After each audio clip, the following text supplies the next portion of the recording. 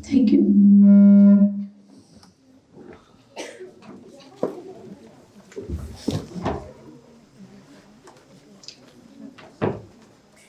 The world is full of diamonds and gems, and some of us are here. So, we want these gems and diamonds to shine bright in their career, in their chosen ones, in their chosen fields. And these events that we organize, it's only to showcase the talent, to bring out the latent abilities that a student has. And once again, those who are here, for them, we have judges with us, Dr. Atul Patil, Assistant Professor of Communication Skills at Government College of Engineering, Pune. Should we have a huge round of applause for them? We have Professor Jovita Nathan, Assistant Professor at MIT School of Education and Research. And we have Professor Atif Sonke, Assistant Professor at MIT School of Education and Research. So I believe that we are all set for today, and we would like to begin our today's first speech. And I would like to call upon contestant number 33. Please give him a huge round of applause.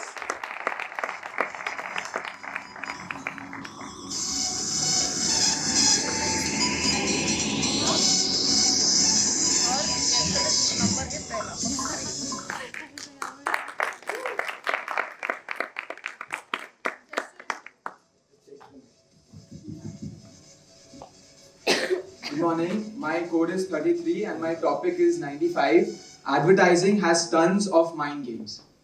Steve Jobs once said, people don't know what they want unless you show it to them. And that right there is the basic ideology that ads follow. You don't know what you want unless you see it in an ad. I've seen photos and videos of people lining up outside Apple stores to buy the iPhone on the first day. I mean, they skip work, college, school, just so they can buy something they don't need. They want it because they've seen it in an ad. And that right there is how ads work. That is how branding works. That is where the mind games begin. We've all seen ads of beauty products, right? They promise us that they'll fight the 7 signs of aging. But do you really want to look 10 years, 20 years younger? You're a 40-year-old who's trying to look like a 20-year-old. I mean, come on, you have more important things to worry about than the wrinkles on your face. And do you really think the celebrities who promote these products actually use them? Do you think Kajol uses Olay or Salman Khan wears relaxer footwear? No, right? They probably use such brands that we can neither afford nor pronounce. And if you go and ask Salman Khan why he's false advertising, he'll probably tell you that it wasn't him, but it was his driver who was in that. So, on a more serious note, what I'm trying to tell you is ads try to use celebrities. Celebrity endorsements really have an effect on our minds. If we see a famous person using something, we naturally want that too, right? I mean, Virat Kohli uses expensive shoes because he's playing cricket. We don't play cricket, neither are we taking part in any sports, but we still want those expensive shoes because Virat Kohli uses them or because Shah Rukh Khan uses something. So we have to be smarter than that. The reason they endorse products is because they want money. We don't have to get manipulated with things like that. Another type of ads that I've seen a lot is fitness ads. We see ads for various protein bars, protein shakes, or maybe even the gym. What they do is they depict this image of what a fit body or a perfect body looks like. And you know what that does to you and me? Our self-esteem takes a hit and we go to the gym, pay for the whole year and never even end up going. We pay for something we don't use. Why? Because of that. They play with our minds. They convince us that this is what a fit person should look like. This is what a healthy person look like. But that is not true. So what I'm trying to tell you in a nutshell is that ads manipulate people. They sometimes hide the truths, or they sometimes just lie to you on your face. I mean, come on, are you actually going to get wings if you drink Red Bull? Or are you actually going to become a 7-footer if you have Complan every day? No, right? So my advice to everyone here today is to take ads with a grain of salt because they are basically just trying to sell their product. What they do is they're not selling fitness or anything else. They're promoting fear, they're promoting low self-esteem in us. And that low self-esteem or that want to be something else is what makes us spend all our hard-earned cash on something that we don't need. We spend on services and products that we're never going to use. And that is the power of mind games, of advertising. So in conclusion, what I want to tell everyone here today is be smart. Think twice before you buy something. Don't listen to ads. And trust me, we will all live happier lives. Thank you. Thank you. That was contestant number 33. So our next contestant is contestant number 37. Is 37 here? Is 37 here?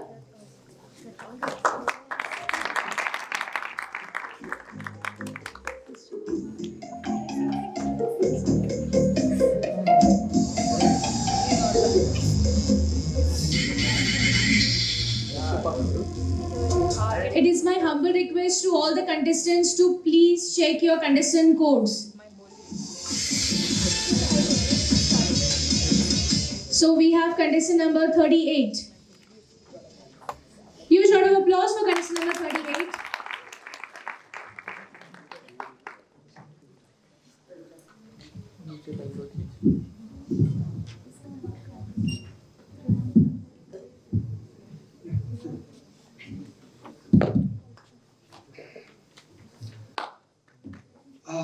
Good morning, greetings. My contestant number is 33 and 38 and my topic number is 62. Today I'm going to ask you a question. A question, is India a soft nation? Now, some of us might think India is a soft nation, but do we really know that if India is a soft nation? Now, to know something, the question is already answered in its asking. For some, India is an upholding strong nation. But for some, India is a peacekeeping nation. India has been a victim to slavery, wars, and terrorism. But have we countered this all act with braveness and equality? For some, we have been ruled by the British government for over 150 years. Hundreds of our patronists have to die for our freedom.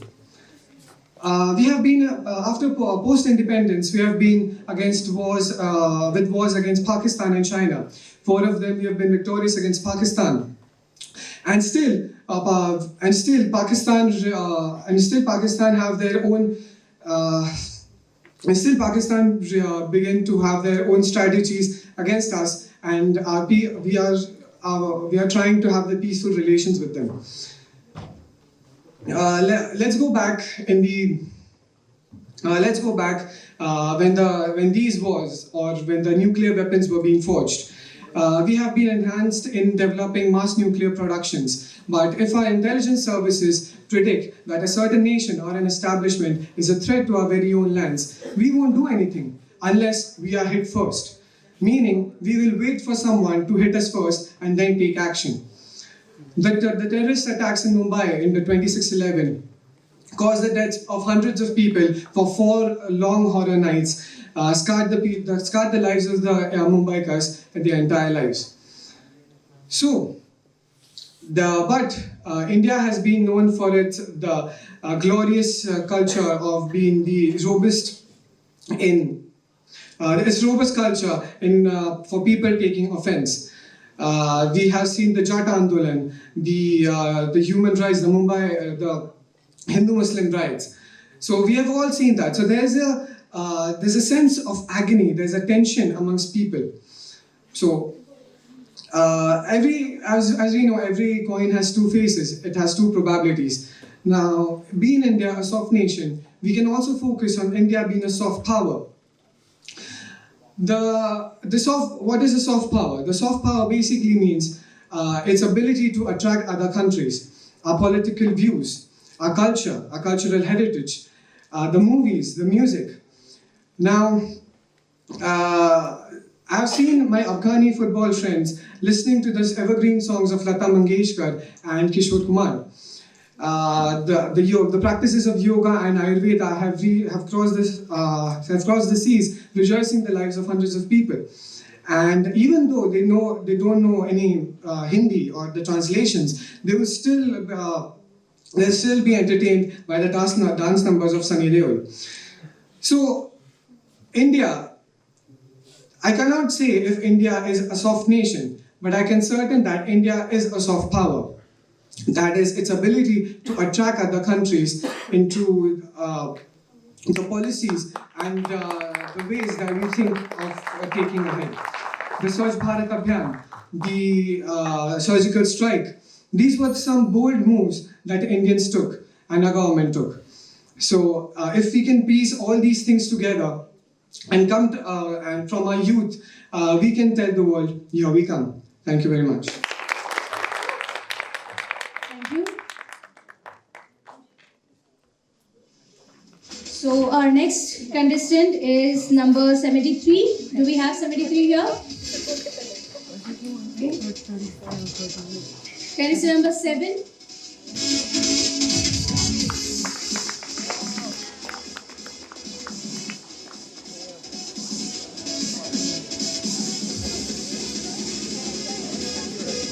Huge round of applause for contestant number 7.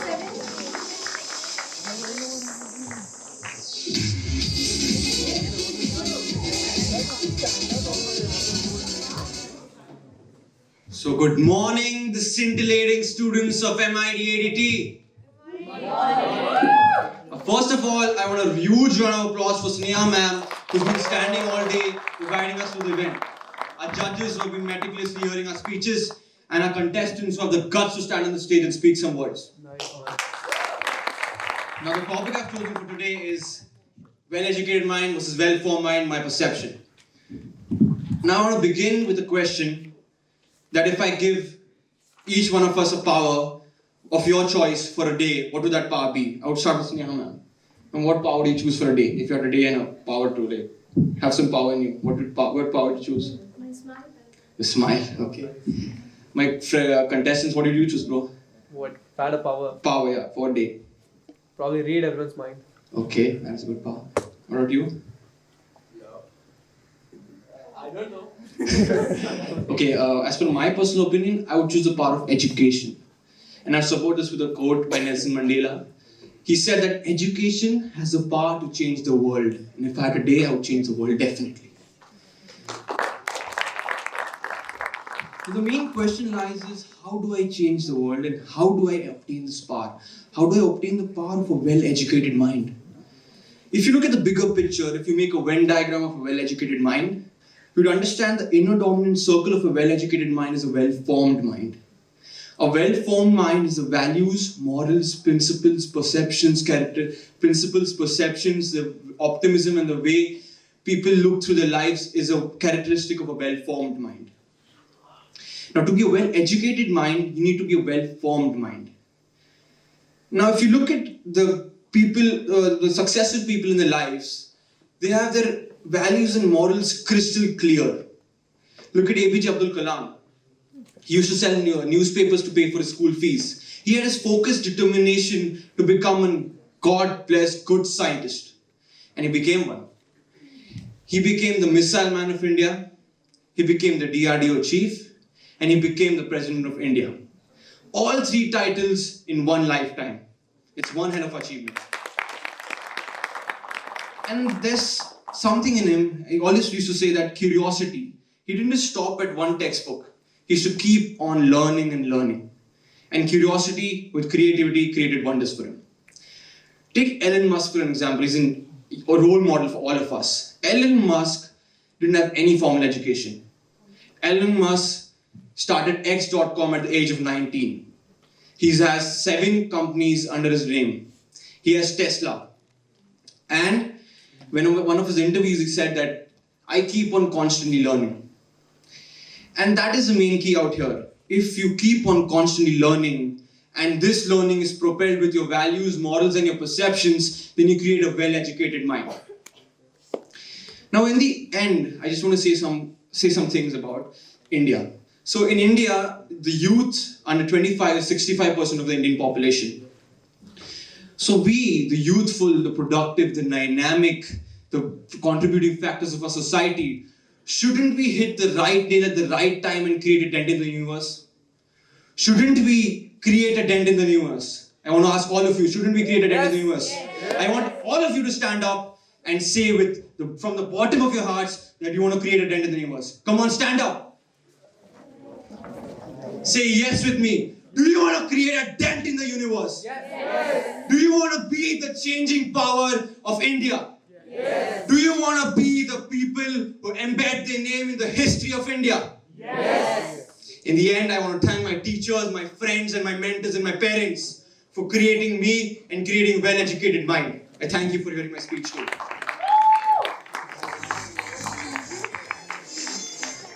Thank you. A huge round of applause for contestant number 7. And the next contestant is number 89. Do we have 89? Please welcome 89 with a huge round of applause.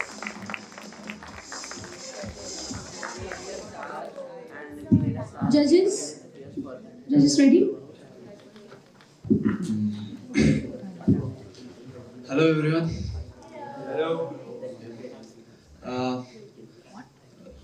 What you will do if your cell phone got damaged or off completely and it cost higher than its worth in present stage?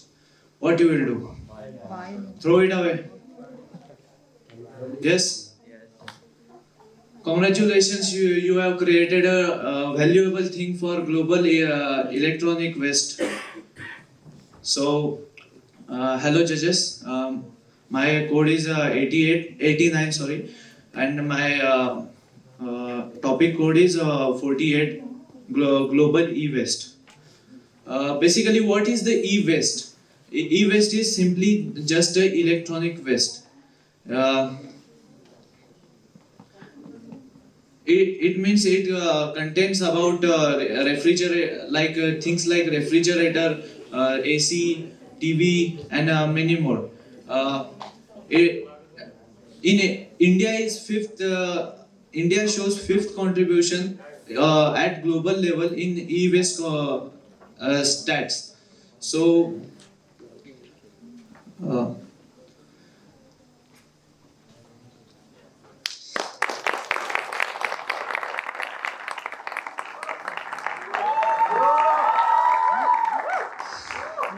this is my first time, sorry. Okay, thank you. Um, Up to 30 in past year to 2013, the global statistics says that 39.8 million metric tons of global e-waste is collected, and in 2018 the stat says that up to 49.8 million metric tons of e-waste is created by human beings. So there is in 5 years only there is 10 million metric tons of increase in the e-waste. What it shows, we are continuously creating the e-waste, which is very hazardous for human beings. It shows bad effects on every human body system, like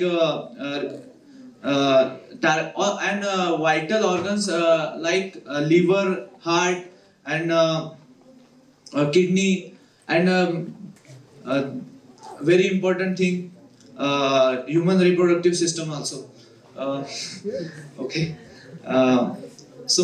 There is a need of talking on issues like this, and there is a much scope for our entrepreneurs and engineers to make such a things.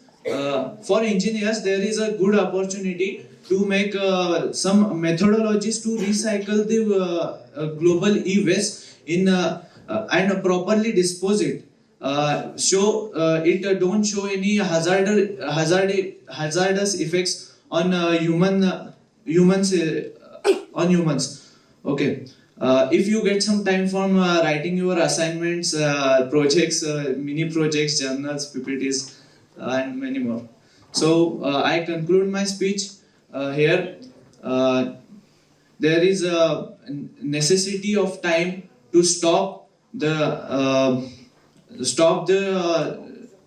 to do a proper disposal of the global e-waste, because it is becoming the root reason for pollution in nowadays. So and it is the biggest responsibility which should be handled to by our youth, which should be handled by our youth, and make the people aware about it from the platform like this.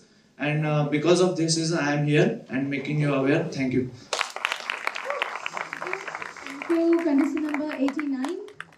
Can I take one selfie with audience? Sure.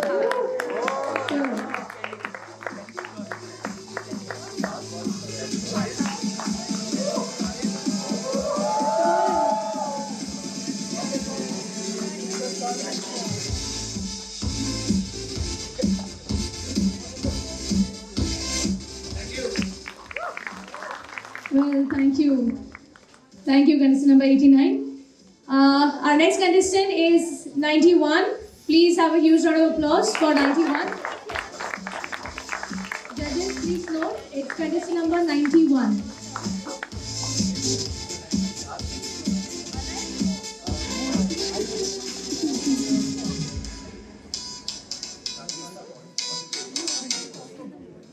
Yeah.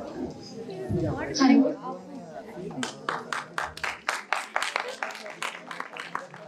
Judges ready? जीना यहाँ मरना यहाँ इसके सिवा जाना कहाँ.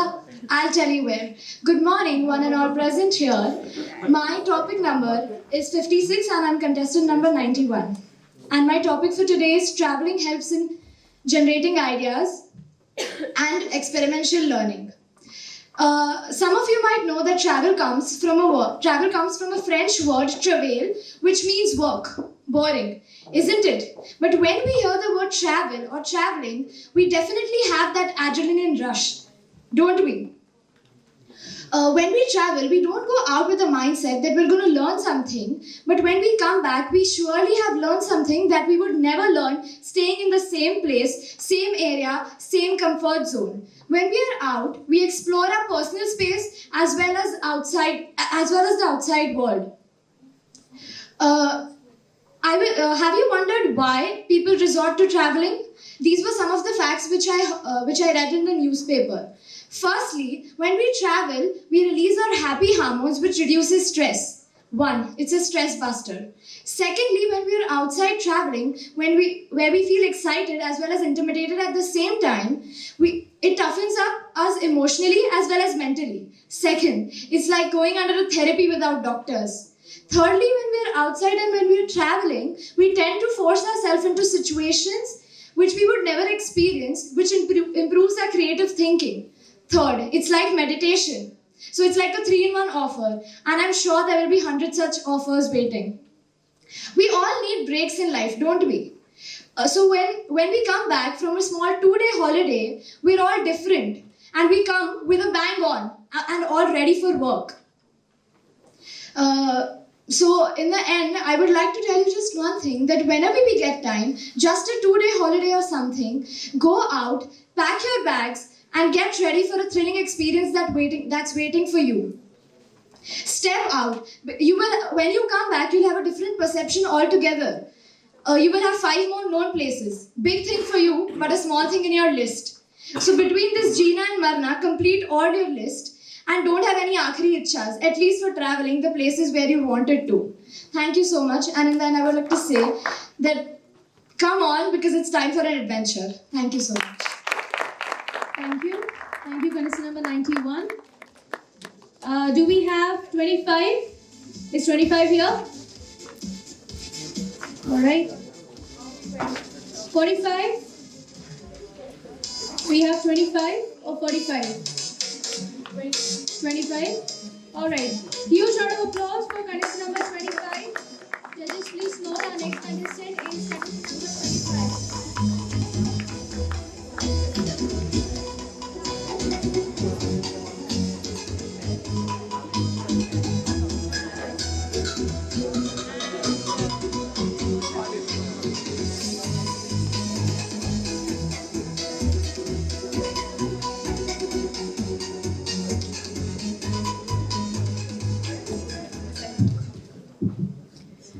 Good morning, ladies and gentlemen. I am code number 25, and the topic that I'm going to speak is 39. One is not born a woman but becomes one. For all the people out here who think I am a feminist, it's not so. Because there's a big difference between feminism and feminazia. So what is feminazia? When I say that things are getting difficult for me and I want the rights, that's feminazia. So right now I'm talking about the plight of women, in which women are not given the rights and they struggle through the difficult times. First thing, how do we judge that and say that when a child is born that he or she is a woman? Just merely when we see the reproductive organ of that person, of that kid. So my point is that girls and boys, they're not just words. It's a term in itself, because the day you're born, people in the back of their mind have already decided your fate.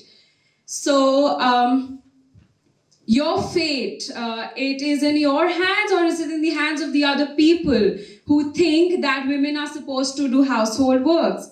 Okay, so the perspective of women is different in different areas.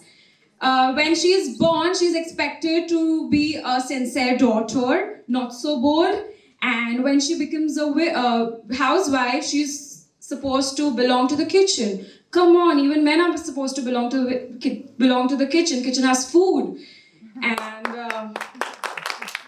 okay, so when I say that I am a woman, I am not saying it because I struggle through the difficult times. I say I'm a woman because I'm fighting through the good times.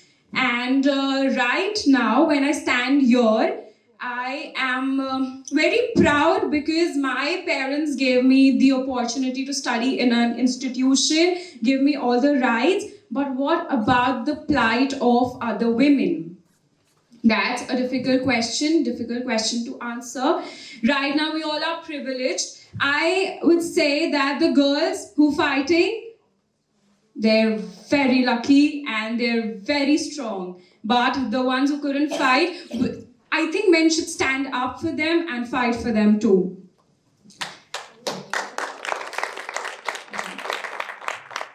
Okay, so I would conclude by saying that a woman is not born, she becomes one after, she.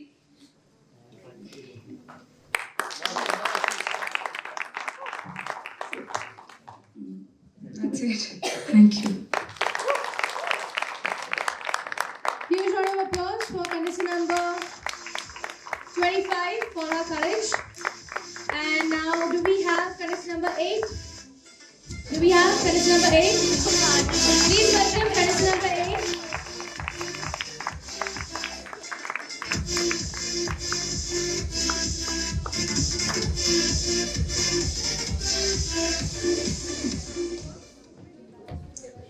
Hi, good morning.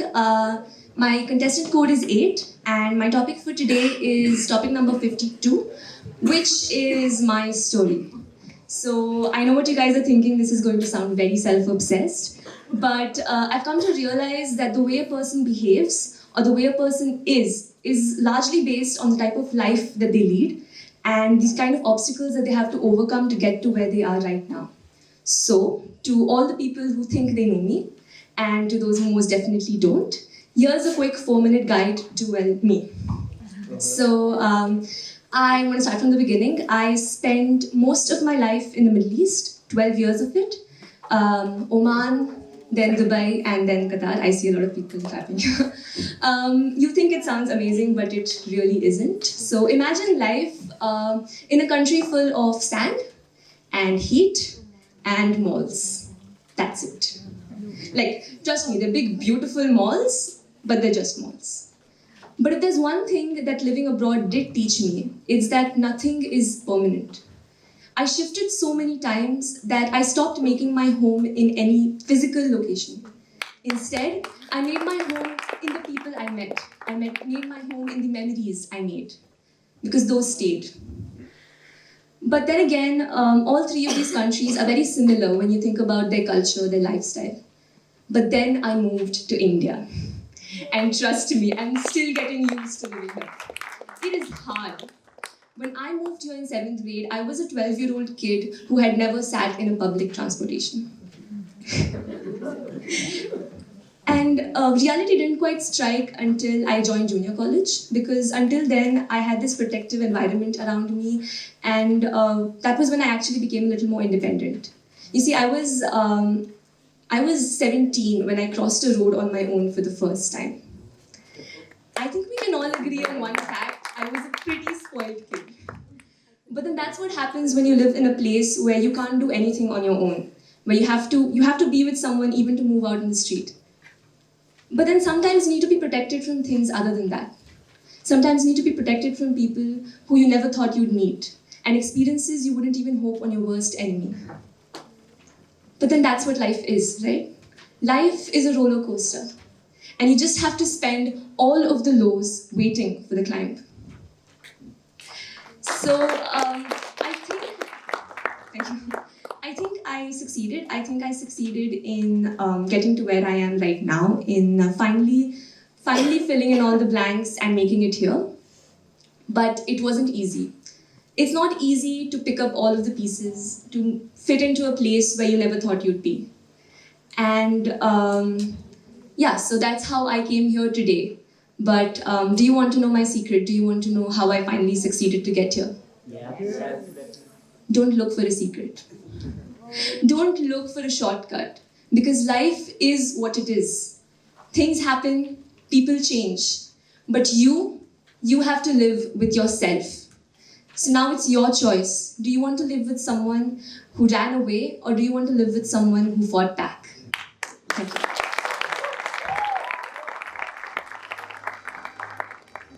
Thank you, contestant.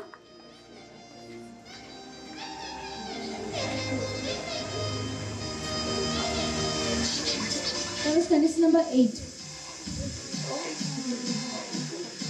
Contestant number 8. Contestant number 8. Contestant number 8. What was your topic code? 52. Please mention your topic code. Alright. Moving ahead. Do we have 17? 1717. Please have applause for 1717.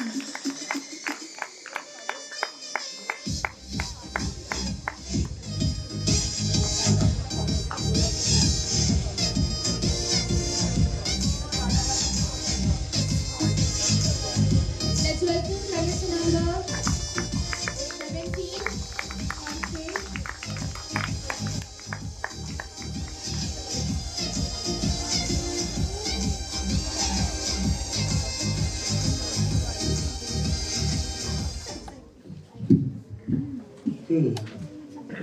Beautiful. Good. My number is 17 and my topic code is 80. Okay. Good morning, everyone. So, my topic code is 80. Your voice matters. Let me modify it for you. Your voice matters, Chotu. You know Chotu? You all know Chotu. You met him. You don't remember Chotu? You don't remember Chotu, sir? You met him. You know him well. He's famous. He's so famous, you met him everywhere. Chotu. You don't remember, right? I can see you remember it. Okay, let me quote it. Chotu, ek cup chai la. You remember Chotu, right? Yeah, I have a Chotu at my place. His name is Karan. A very sweet kid and very intelligent. He's very small, very curious, asks me a lot of questions, and he's really good. And one day, I sat with him, asked him what he wants to be, what he wants to become in life. And he said, Bhaiya, I want to be an engineer like you. I was shocked. Goosebumps on my body. You know why? Not because he chose engineering. Because I know that people spend around 2 lakh rupees, 4 lakh rupees, 6 lakh rupees on IIT coachings, G Mains, G Advanced, Fit G. And how can he afford it? How will he stand that competition? I was in a very frightened state. I love that kid a lot. He was so good. He grabs everything so quick. He knows everything. He never asked me twice what to do. I was sad, you know. But later on, when I was sitting and thinking about it, I was happy. You know why? I got happy. Because there was reservation. He was from scheduled caste, Dalit. And I liked. At that time, I felt, okay, reservation is important. You know why? Because that Chotu needed it. All Chotus needed it. But you know what? We, you, me, everyone is going like, we don't want reservation. Quota hatao. Make it fair play. Make it a game of knowledge. How you come to me and ask me to be a fair play in knowledge when you don't give it to everyone? You come to me and say knowledge, that's what the criteria I will judge you. No. If you get a 4 lakh rupees coaching for ITG mates advanced coaching, how you come and ask me that farmer kid Chotu or that kid that works at my place Chotu will get the perfect opinion or the perfect right in that competition? He never went to coaching. Then, but you know, that's why I support reservation. For that kid, we all have a mentality, okay? We judge people. You, me, we judge people very easily. Terrorists, Muslims, huh? So easy to see. You know, you judged all SC, scheduled caste, OBCs on one simple thing. While I was researching for my topic, I went to articles, pages, theories, Wikipedia, everywhere, and I heard public opinion. You know what? Kids were saying, I have Splendor and that kid has Pulsar. I have Nokia, he has Apple. He doesn't need reservation. You're right. He doesn't need reservation. He doesn't need reservation. You know why? Because he is rich. His parents can educate his kid worthy. Okay, he doesn't need reservation. But we pointed the law. We judged every kid in SC scheduled caste that he was rich. No, that was not the story. You have to understand that by judging one person, you cannot judge the whole caste. People need us. That show to need us, right? We have 2 hands, 2 legs, 2 eyes. That show to need us. You know, I don't support child labor. When I came to my house, I asked my dad why Chotu is working with us. I asked him, and he told me, "Do you remember one day when you and me were sitting and working together?" And his dad came, and I remember that. Me and my dad were working together. His dad came and sat next to my dad and said, "Bhaiya, मैंने तो अपना जीवन गरीबी में काट लिया, तेरा बेटा ना काट पाएगा." At that time, my dad took the initiative to help one Chotu. One Chotu. I felt his voice in my heart, okay, that Chotu needs me. I totally agree with you all, okay? Reservation needs to be improvised, needs to change. You can make it more specific, more biased for the people who are exploiting the law for their own use, for their own purpose. You have to change it, right? I understand it. You know what? Time is running. Time is literally running from my hands and from you. But the thing is, time is running for the kids too, for all the Chotus right there. Time is running and you have to save all the Chotus. We have to save all the Chotus, okay? We have to save all the Chotus. And this is very important, okay? This is very important. Okay? Okay. And last, I will say one thing.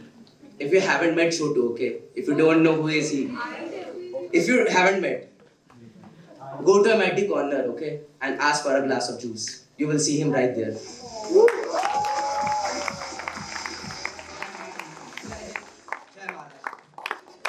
Huge round of applause for contestant number 17 and 17, okay? Alright, so do we have 82? Do we have 82?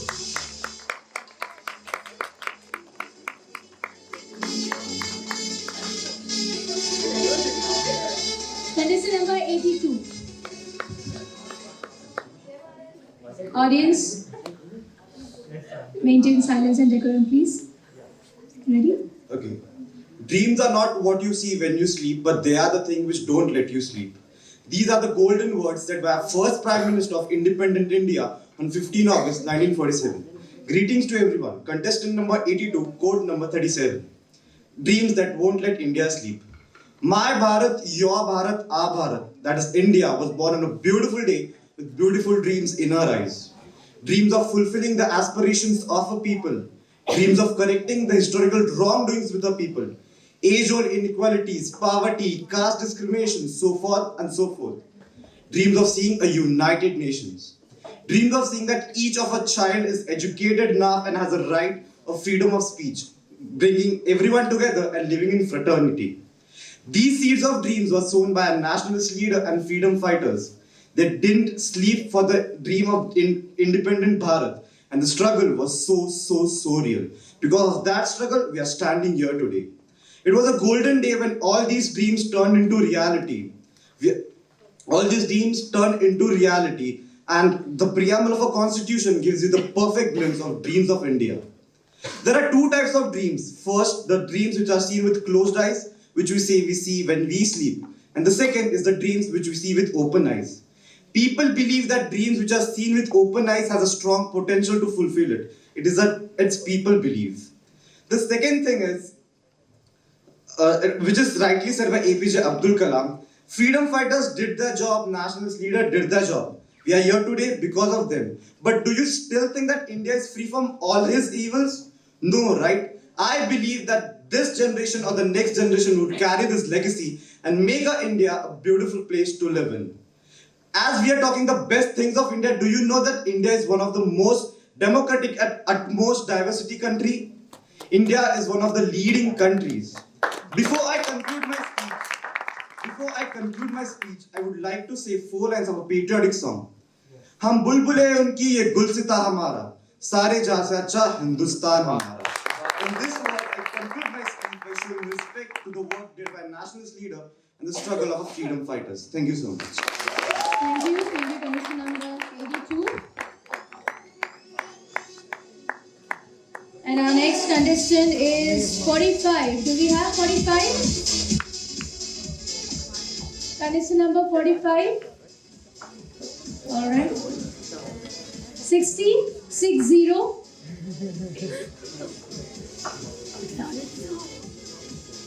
71.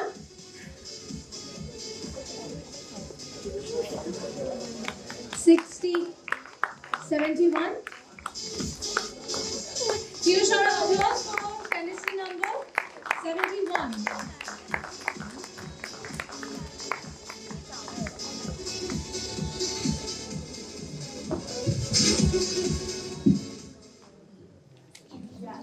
Okay, so I'd like to start with a very good question. Have you all been ever in such a boring lecture that you just think that should you get to the tuck for your lunch or think about what your mess has offered you? Okay, if your answer is yes, then please listen to the next few minutes. It's worth listening. Good morning to one and all present here. I am code number 71 and my topic is 76. It is something which we all appreciate, but we lack it somewhere or the other in our mind. The skill of humor. I would like to start with a narrative, with a small story that was of Andrew Terrain, a very good stand-up comedian and a TEDx talker as well. So what happened with this guy is, once in his life, his grandmother started using Facebook. And she got into this texting world, which we are from quite a lot of time. So for a lady of around 80 to getting into the texting world, this was very vague for him. Like he was not able to accept it, but still he got into it. Now, once in his while, when he returned from a trip from Switzerland, he just texted his grandmom that, okay, grandmom, I'm back from Switzerland, let's catch up. So his grandmother was like, she replied, haha, WTF. Now, this just blew his mind and he just called his grandmother and asked her, like, what was she trying to say? Now, his grandmother said that someone told her that WTF means, wow, that's fun. Now, I guess all of you will agree that those 3 words, if they really mean, wow, that's fun, it should have been better, right?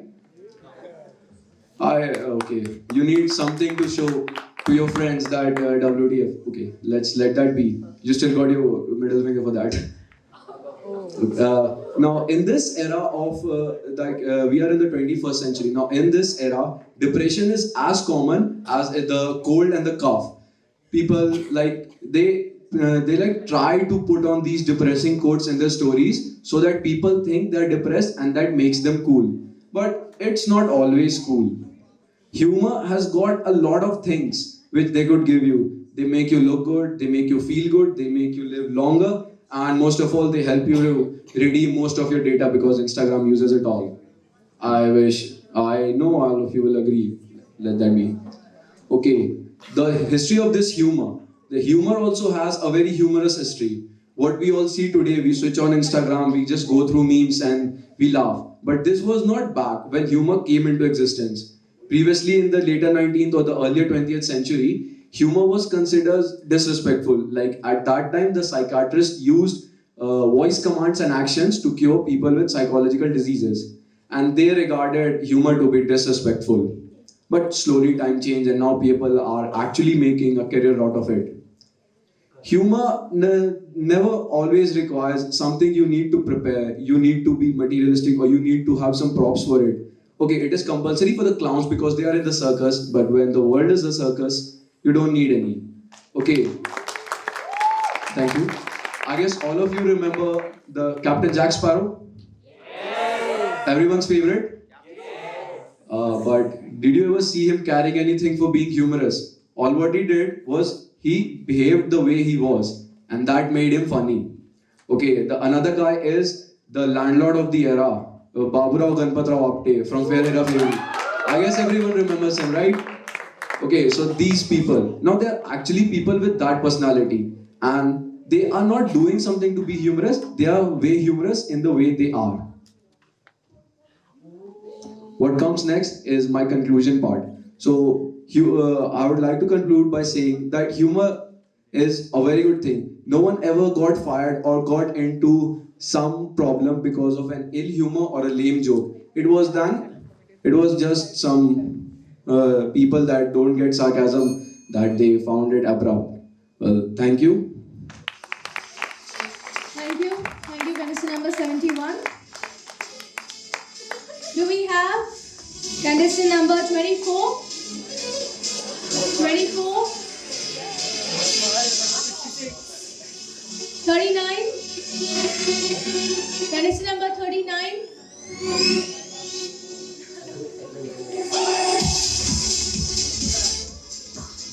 27. Do we have contestant number 27? 79? Do you all remember your codes? 47? 47?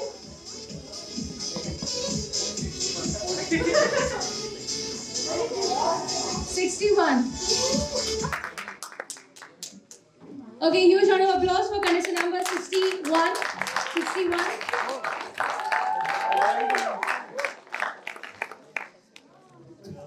So I've been already at 61 and I'm going to speak on 41. नमस्कार. थोड़ी सी ऐसी गांव वाली feeling आ गई होगी. नमस्कार. कभी सुनते नहीं हो ना? नमस्कार. तो it's from गांव. नमस्कार.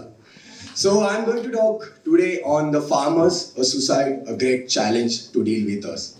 Do you really think it's a challenge? No, I don't think. I belong to a small village containing 4,000 people, full of farmers, or surrounded by us. I just want one answer from you guys. Ever you think you are all the young generation of India, thinkers of India, and you are presenting over here your thoughts. I just want a small answer from you all, that ever you have question while eating or while you are having your dinner, where this food comes from. Have you ever? No. That's the answer. No. You never thought. But yeah, you're going to point on it. Yeah, it's bakwas. Ye khana acha nahi tha. Ye aisa vaisa. That's not the matter. When you are going to think, when this food is coming from, when the food is, how it is made, how its process is going on, how farmers' efforts have been taken to produce that food, a chapati or a roti. So, I want to tell you something about farmers' life. I don't think everyone knows. Don't know, it's fine. Farmers, their morning starts with the nature, ends with the nature, ends with the soil, be in the soil, and at last, everyone are going to in the soil. But one thing, they have that privilege, they have that courage to end up their life in the soil. Why? That was my experience of, I was traveling from my village to Pune institution, for my institution. One farmer was carrying his vegetables bag and he was sitting in the one corner of bus and everyone was pointing, yeah, how is his dress up and all. Do you really think this dress up means a lot? This is my professional life. Yeah, I wear these clothes because my professional life. And that's his professional life. He will wear what he want to wear and he will show what he want to show. Government. Everyone talks about why suicide, farmer's suicide, because he was in depression.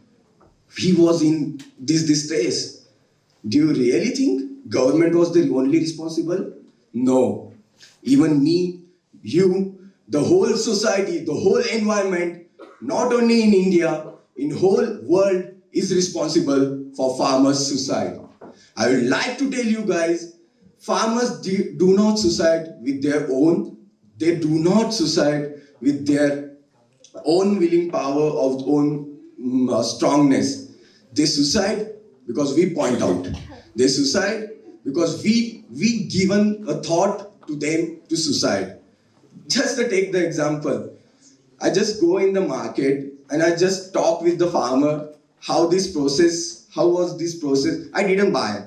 I don't go to market to buy vegetables, never. But I just go and talk with the one farmer. I just asked him what was the efforts you have been taken. You will feel that joy, the courage. He speaked. He was like, yeah, I have done this work. Yeah, I have sprayed these fertilizers and all. And at last, the smile, what I get from his smile, and he said, it just cost for 15 rupees. Can you buy? I was like, no, sorry, sir. That was the worst feeling what I feel. I am a little bit thinker. So I just gone on thinking. Government, loan maaf kara, loan maafi, वगैरह. My father is my farmer.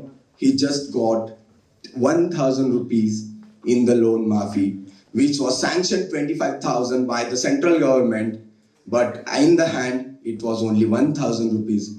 That's the saddest thing which causes suicide. And we need to change, everyone need to change the concept of this all.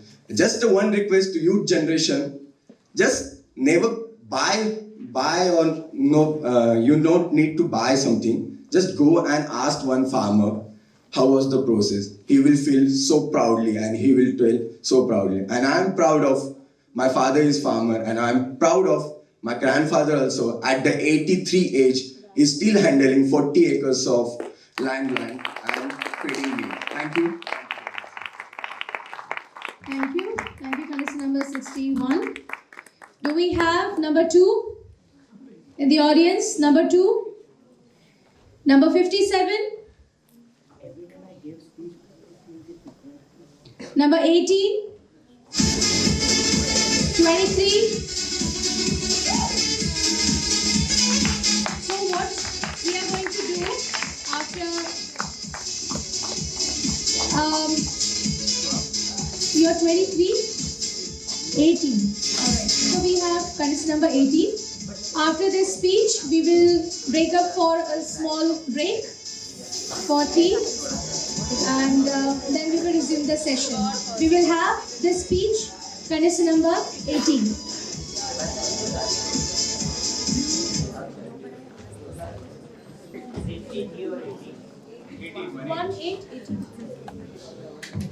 Good morning. My number is 18 and I would be trying to speak on number 24, which is music and psychology.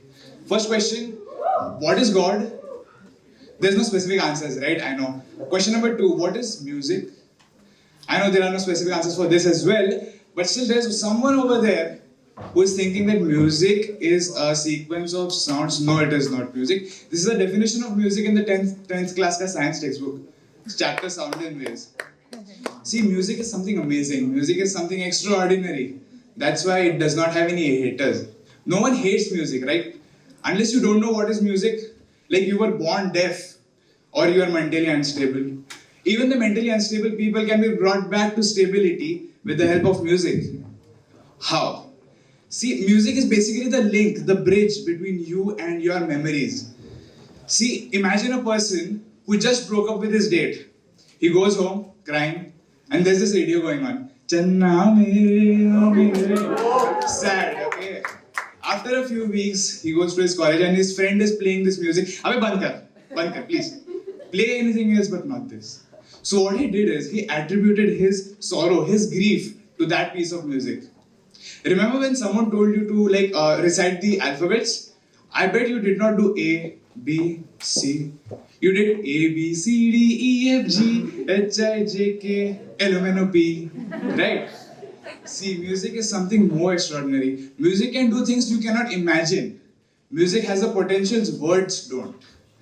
Words at their best can shake you. They can move you. Music will move you. Literally. See, I am an athlete.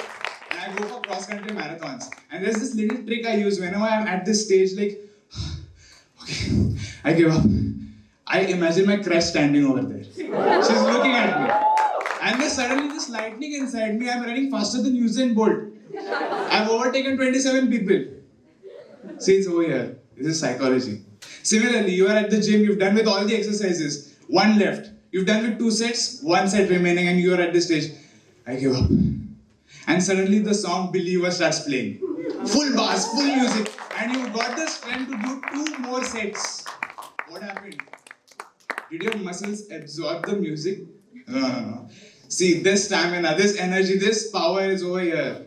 It's locked in here, and music is the key to it. But one has to look for the key in a proper manner. These things could go wrong.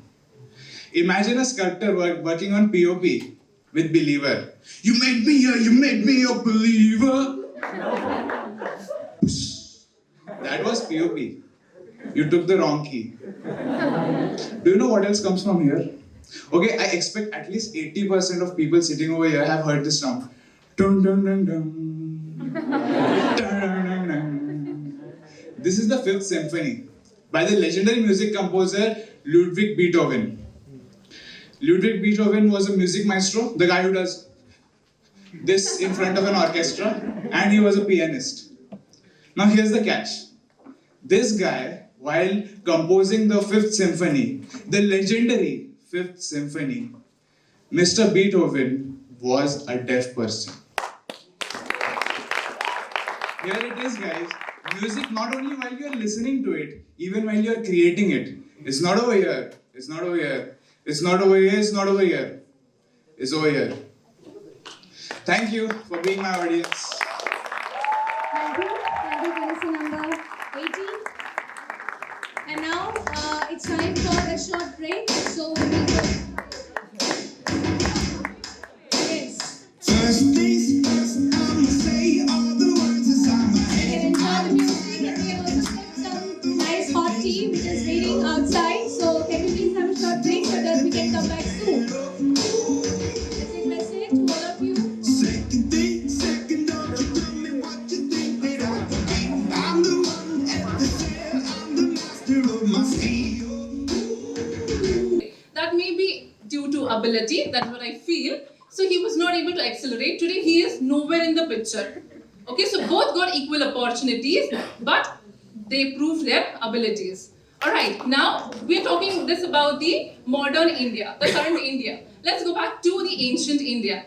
During that time, we had Shudras, Brahmins, Vaishyas, backward class. Alright, so at that time, these people had similar abilities, but the opportunity was given only to the higher class people, that is the Brahmin. So what our constitution framers did was, they went ahead and they made a constitution right in our fundament, that is under Article 14 to 18, that every individual will get equal opportunity irrespective of the caste.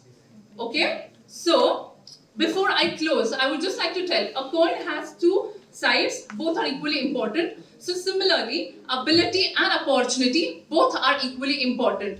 So if you have the ability, you have to create the opportunity. Alright, and on that note, I would like to thank my judges and friends for giving me an opportunity to showcase my ability. Thank you. Thank you. Thank you, contestant number 39.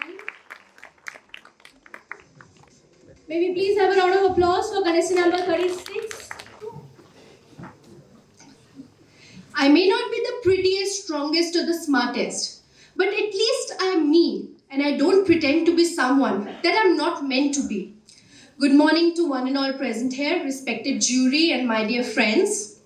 My code number is 36, candidate code number is 36, and I'm going to speak on the topic, that is, no one can make you inferior without your consent. This is topic number 35. Inferiority. It is a state of mind. It is a complex in which one person feels less than other. Probably because someone has more money, more power, more beauty, or more happiness. Sitting here, everybody must be remembering the famous dialogue of 3 idiots. जब दोस्त fail होता है, बहुत दुख होता है.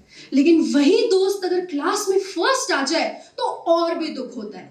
What is this? This is inferiority. When you see your friend rising in front of you, you feel jealous. You feel you're small in front of him, right? Again, have you ever wondered why some people talk too much and seek unnecessary attention? This is again because of inferiority complex. They get succumbed to the temptation of parading out all the knowledge and ideas they have, and they end up giving all the vital information just to build up their self-esteem or satisfy their egos. But what do they do? This attitude causes unreliability in confidential matters. And we all need to get through this challenge, the challenge called inferiority complex. So now I'm going to share some steps how to feel good about oneself and how to be confident. Step number 1, self-analysis. Discover why you are not at par with people. This is self-analysis, and there's no harm of being a self-critic, because at the end, this helps to build a positive personality. Step number 2, 10 times a day, repeat this affirmation that if God is for us, who can be against us? If God is for us, who can be against us? You need to build positive ideas in your mind. You have to give positive ideas in your consciousness to keep on going. In the midst of your daily work, you have to give good ideas so that you create a positive aura around you, positive vibrations around you. Become like a turtle. Get in your shell if you feel negative vibrations are coming your way. Don't let people judge you or push you hard. Step number 3. Whenever you feel you cannot do any work or you're not moving ahead, sit back, relax. Take a piece of paper, write down all those things which are for you and not against you. Because if you or I or anybody else would think of those forces which are against us, we are giving those forces our consent to get so powerful that we will end up becoming weak and meek in front of them. But on the contrary, if we think of those forces which are for us, we visualize, we assure, we affirm that we have some assets. Believe me, we can rise through any difficulty that comes our way. Last but not the least, step number 4, don't get awestruck by people around you. Don't start comparing yourself with them, because nobody can be you as efficiently as you can. People with the greatest confidence and demeanors and appearances are as scared or doubtful as we are. So at the end, who gets to decide whether I should be happy or not? Who gets to decide whether I should feel small in front of some people or not? It's me and only me. Positive attitude, a good aura, believe in myself, faith in God is what we need. We can and we will do wonders. Thanks a lot. Thank you so much. Thank you. Morning judges, my number is 87 and my subject code number is 57. Good morning to one and all present here. So my topic is social media impacts a human behavior and society. So social media is like an oxygen to us. You know, it's just a biggest statement right now, but if you think about it, it's true. So what is social media? Facebook, Instagram, Snapchat, you just uploaded your Maldives photograph, is a part of social media. Narendra Modi just tweeted about something, is a part of social media. Now the question rises over here, what is the impact on social media on human behavior and society? Believe me or not, if society is affected, if human behavior is affected, society is also being affected. I want to give the gist of social media right now. I'm sorry, I'm scared right now, but I speak like this only. So, have you heard about company name called The Fog? Okay, so what happened? The company has started a campaign called people used to ask, "Beta kya chal raha hai?" We used to reply, "Fog chal raha hai." The medium was only television, but because of social media, all the platforms, Instagram, Snapchat, the ad was all over the country. This is because of social media. It's give the platform to get things viral and spiral. One thing I want to say that in imaginary example that I made up. Imagine I tutored, these days women are too demanding. It's an imaginary example, don't be offended. So people will give opinions about it. People who actually don't care what you have just said. People who actually care what you have said. People who are against you. People who actually have a neutral response to it. So social media gives you a platform behind your phone screen, behind your laptop screen to speak what you want to tell. Don't take it negatively. It's an option to you. Rather coming on the stage or coming at your phone, the gadgets you have to speak something that you actually want to speak. And how fast it is. 24th February 2018, nobody in my house told me that Sri Devi have died. The phone notification told me about that. That's fast social media is. It gives you news so fast that it's like a click to you. And what I have to tell. So of course there are darker shades to it. Of course there are darker shades about social media, about everything that we use. But it's your mindset, it's your perspective that how to use that. People, it's your perspective to use that. Social media is just a gist to you, it's just a gadget to you. There is no certain guidelines. Of course there are certain guidelines, but it's your mindset, as I told you, it's your mindset how to use that. In the end, I want to say that people think that social media is it's giving impact, a negative impact. The question was not, it was just impact. People are thinking that it's giving a negative impact to us, but it's actually you, how to use that. Thank you so much and have a nice day. Contestant number 87. Do we have contestant number 85? Contestant number 85. Are you giving a round of applause for contestant number 85?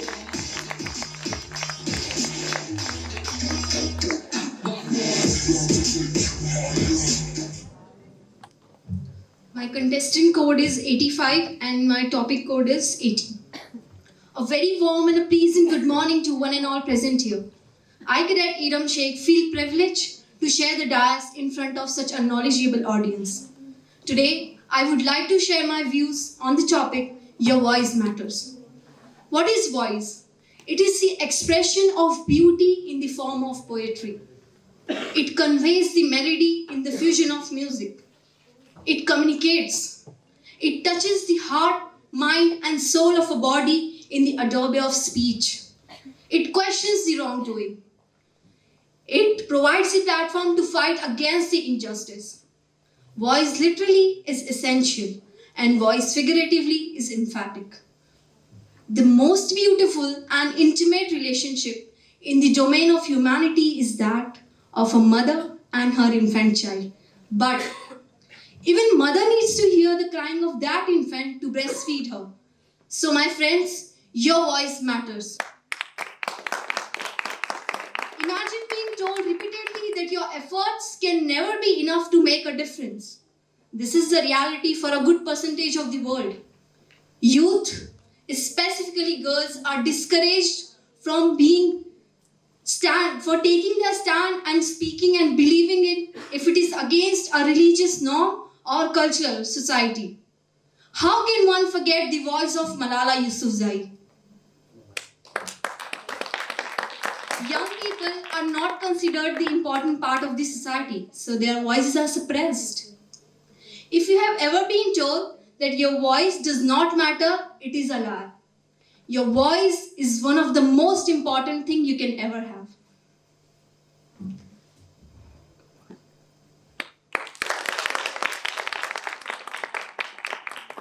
Just like your voice matters, so does a girl or a boy sitting next to you. Our voices collectively and individually matters. As the famous activist Margaret Atwood says, powerlessness and silence go together. Throughout the history, we can find so many examples of people standing up and raising their voices to make a difference in their societies, their communities, their country, and across the world. Martin Luther King Jr. spoke, and eventually, the first African American, Barack Obama, became the President of United States of America. You don't need any political power to make the change. Our voices is as powerful as any other weapon, and words truly do have it. It has the charisma to bring people together and to inspire them to move into action. You are never too young to make a difference and to stand up for what you believe in. No one else has the ideas that you have or can think the way you think. I have no doubt that once you raise your voice against exploitation, gender discrimination, social injustice, fanaticism, religious dogmas, child abuse, and so many other problems which inflict our country, you will make a difference. I end my speech with the quote of Napoleon Bonaparte. The world suffers a lot, not because of the violence of the bad people, but because of the silence of the good people. Thank you. That was candidacy number 85. I would like to call upon candidacy number 44. Do we have 44?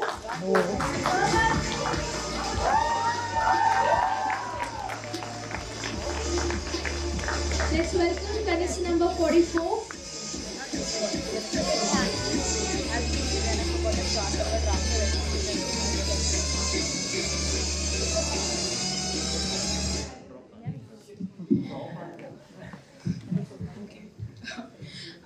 Good morning, everyone. My contestant code is 44, and today I'm going to speak on the topic 56.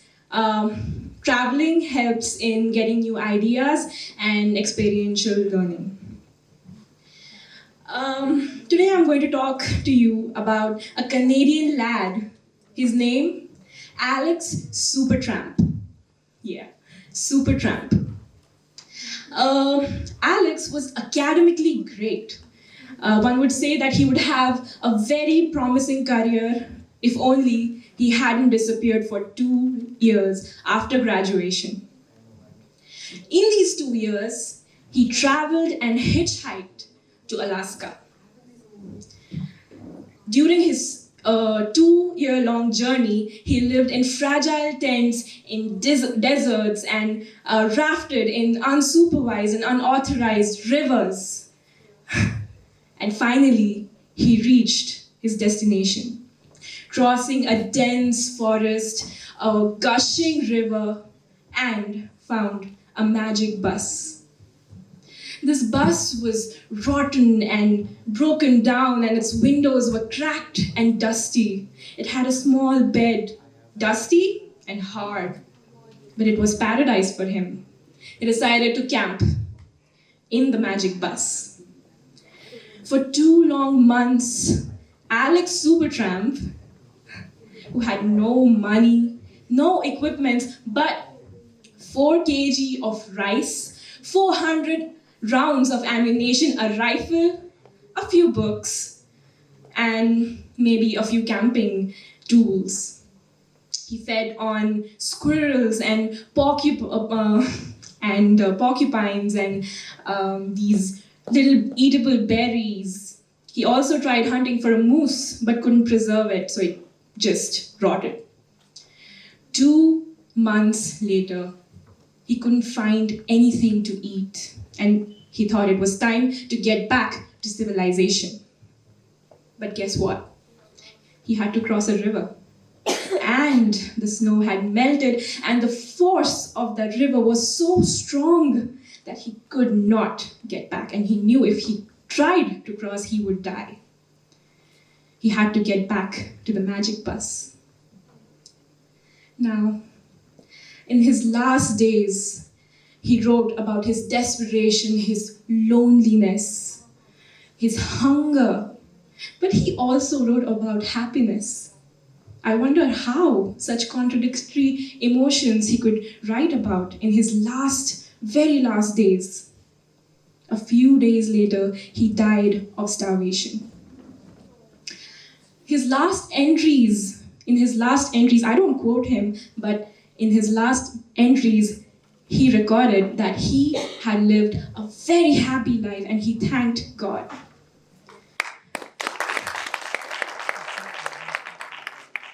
Now, this is the story of a movie, Into the Wild, and the credits rolled, and I saw this photograph of a man similar to the person in the movie sitting right next to the magic bus. And it blew my mind because this was a true story. And the protagonist was Christopher Johnson McCudless. This actually happened. And it was, two things came into my mind. I thought, this is amazing bravery. This man has amazing amount of bravery and he is absurdly stupid. Absurdly stupid because if only he had a map, he would have known that there was a way out. There was a way out and he could have survived, but he was stupid. Now, I know, I'm aware that all of us must have come to a point in our life where we feel stagnant, as if the dull routine is repeating again and again and again. And that's when you Google how to be happy, how to know who you are. And I must tell you, every search will give you this one answer: travel. Vicky, how? First suggestion, travel. And it's true, however cliche it sounds, it's true. In monsoons, I look out of the window and I see these little drops running down to the end of the glass. I don't know how many of you all have done it, but I imagine a race between two drops. It's fun. Now, I heard Phil Cha, and it gave me a very wide perspective about it. If you see, one drop gobbles up other stagnant drops, and it becomes heavy and fat and rolls down faster. Imagine those stagnant drops as your experiences. While traveling, the new culture, the new people, the new hardships and experiences you gather around, and your world perspective is broadened. How can you not get good ideas? I would quote Bill Hicks. I do not believe making money for consuming goods is the sole purpose of human beings. I know Christopher or Alex Supertramp was absurdly stupid, but he had experiences which were unbelievable and beyond. I hope you start participating in reality a little more. That was contest number 44. Do we have contest number 30? Contest number 30. Please welcome contest number 30 with a huge round of applause.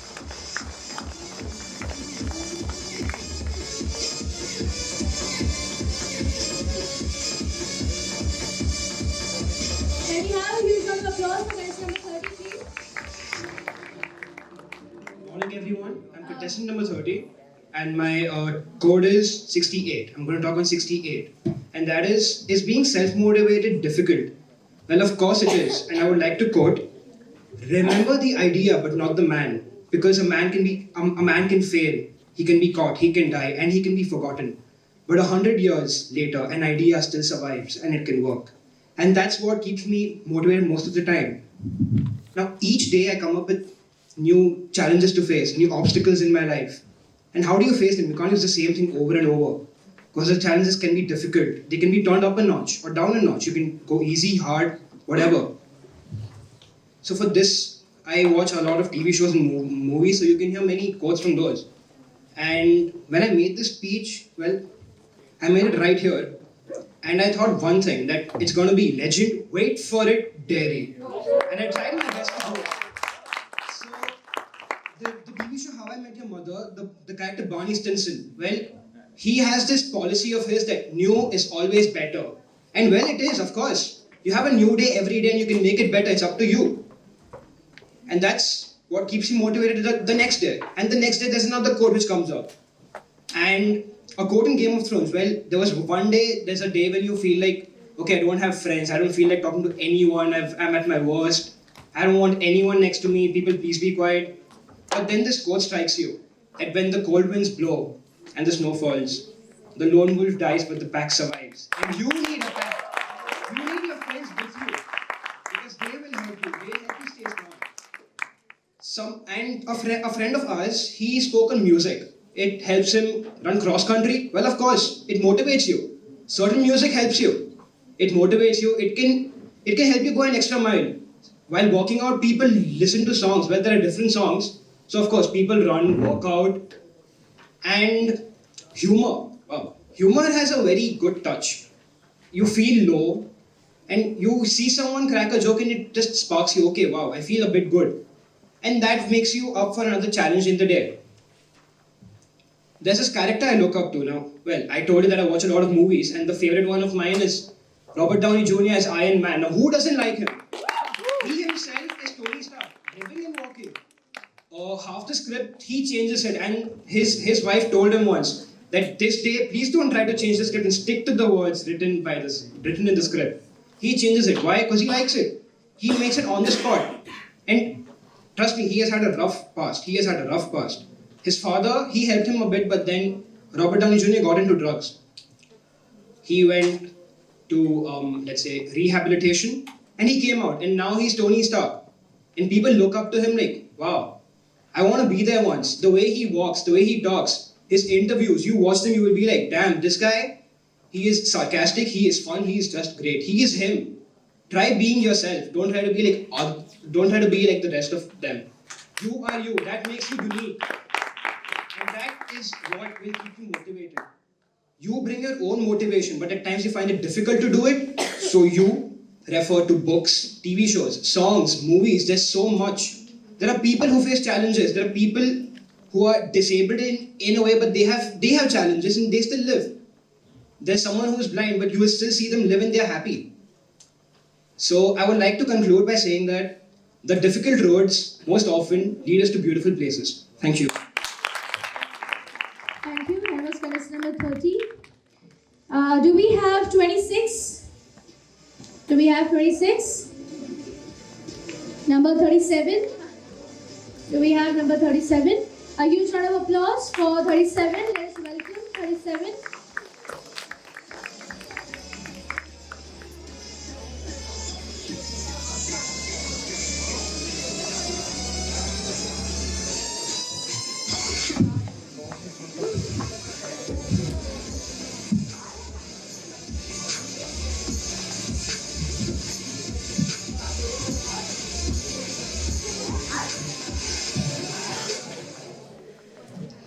Good afternoon, everybody. My contestant code is 37 and my topic code is 59. Change is the only constant phenomenon. Change is the only constant. Just like seasons, our lives and people change as well. We make friends, we lose them. Something happens just the way we want it, and then something beyond our authority just bumps in our way.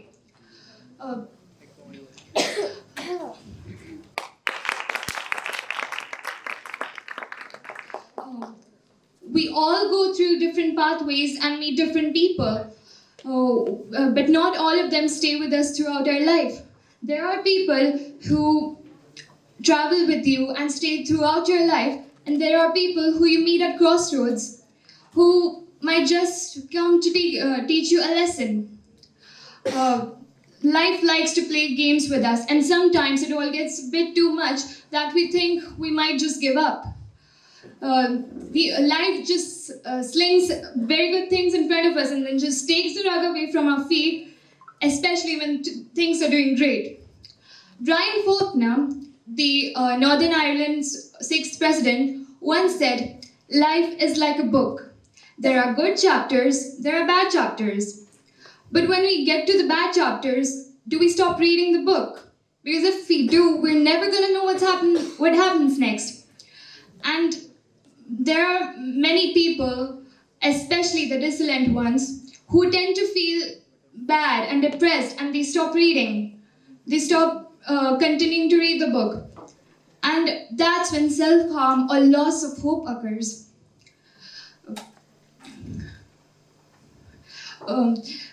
If we stop reading the book, how are we going to know good is it coming for us, or how bad the situations are going to be. We all have this habit where we tend to assume things, where we feel like things should fit into a particular category. But things don't always happen according to that. Life doesn't work that way. Change affects all of us, and we all deal with it differently.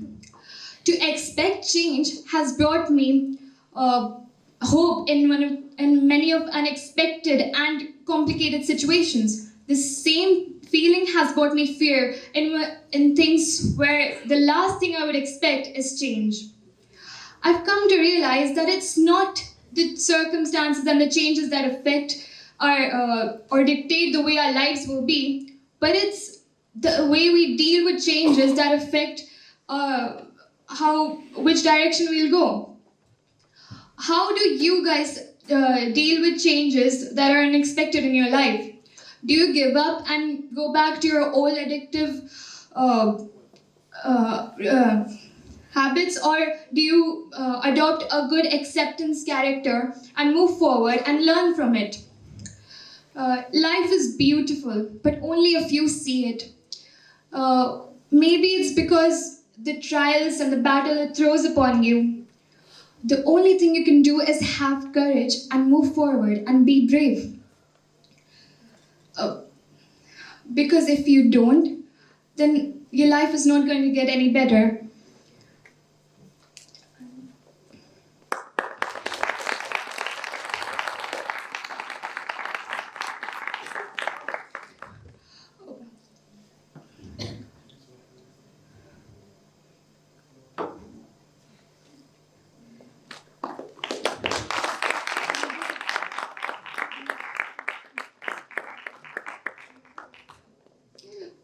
You can't expect everything to go according to your way. You can't expect to be everything at once.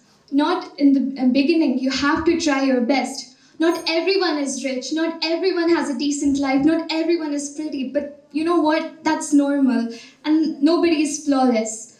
Everyone has setbacks and everyone has their weaknesses, but you have to accept them. Everyone has obstacles they have to get through. And it's the way they deal with it that makes them different. Our life is not like our life does not have problems like the ones we have in our math classes. It's far more complicated and difficult.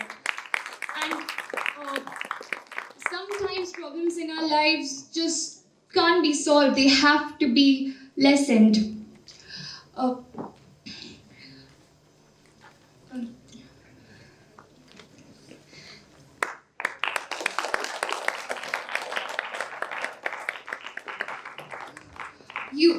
We all are lucky enough to be experiencing life the way it is, because there are children who can't even get to experience how radiant a flower is, or to feel the roughness of a stone, or to feel the pain that a heartbreak can bring. Remember that not everybody has it. God gives tough battles to his strongest soldiers. Every obstacle that you go through will change you. Every person you meet will change you. And there are going to be tests in your life, there are going to be difficulties, and no matter how much you want to run away from them, you just can't. The only thing you can do is face the monster in front of you, and either you can get a scar from the monster and lose, or you can fight the monster and win. And if you lose, don't give up. You've come too far. And have faith and courage in yourself. And remember that even though there are situations that might not work out, there are conditions that are different according to what you perceived before, you have to keep on going. And when you've had a bad day, get a good night's sleep. And when there are people getting on your nerves, just question yourself, are they really worth the stress? Thank you. Thank you. That was contestant number 37. Do we have 86? Please welcome contestant number 86. May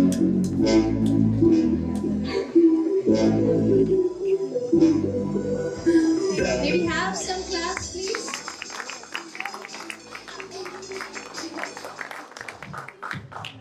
Good morning, everyone present here. I'm contestant number 86 and I'm going to speak on the topic number 67. Okay, so the topic of mine is impossible says I am possible. Well, a famous conqueror, Napoleon Bonaparte, said, impossible is the word in the dictionary of fools. Now, stop judging the Oxford Dictionary people, okay? So, it is basically a metaphor, right? Now, we have come across various situations in our life where the things which we are going to do seems to be impossible, but somehow we manage to do it. Let me tell you a story. Back in 2009, there was this software engineer who worked 12 years in the well-known company called Yahoo. When he tried to apply for a job in Facebook, he was rejected. When he tried to apply a job in Twitter, he was again rejected. Well, after having such a career of 12 years in a well-known company like Yahoo, anyone will be depressed. But rather, he decided to work with his alumni and he made a social app called WhatsApp. And that app was sold of worth $19 billion to Facebook in 2014. That was, the very impactful thing what your brain can do. When we talk about J.K. Rowling, when she was this woman who didn't have a job, whose marriage life was such a disaster, she had a child to raise. Well, when she was boarding a 4-hour train from, she was a late boarding train from Manchester to London, she decided to write this story about a wizard, a child who enters into the wizarding world. And then she wrote it. She wrote the manuscript. And this manuscript was rejected by 12 publishers. Well, later on it was published and it became one of the most successful books, the Harry Potter series. My friends, it is not about the people's opinion. People bring down their opinions, but the opinions doesn't determine the future. It is the ideas. Your ideas basically live longer than you. It is the change what you want to bring in the world that matters. Well, now when we think of various inventions, there was this invention which was said it was unworthy of people's attention. It was unworthy of the attention of the scientific man. Friends, I'm talking about the light bulb, which was invented by Thomas Alva Edison. We know what change it brought to the world. If it wasn't the ideas we spoke, it would have been, a very different world what we live in today. That's what I'm saying. Impossible says itself, I am possible. Thank you. Thank you. That was contestant number 86. That was contestant number 86. Do we have 28? Do we have? Please welcome 28 with a huge round of applause.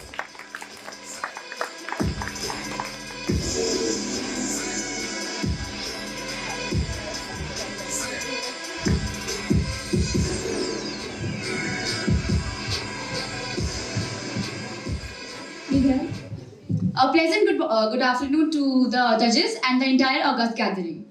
I'm code number 28 and my topic code is 003. That is, phones are distracting students from learning. Now, irrespective of whatever I say, I might sound like a hypocrite because the first thing I'm gonna do when I get back to my seat is scroll through Instagram. And isn't this what all of us do? Now I agree that phones is one of the best inventions of the mankind, and phones is like one colors in all crayons.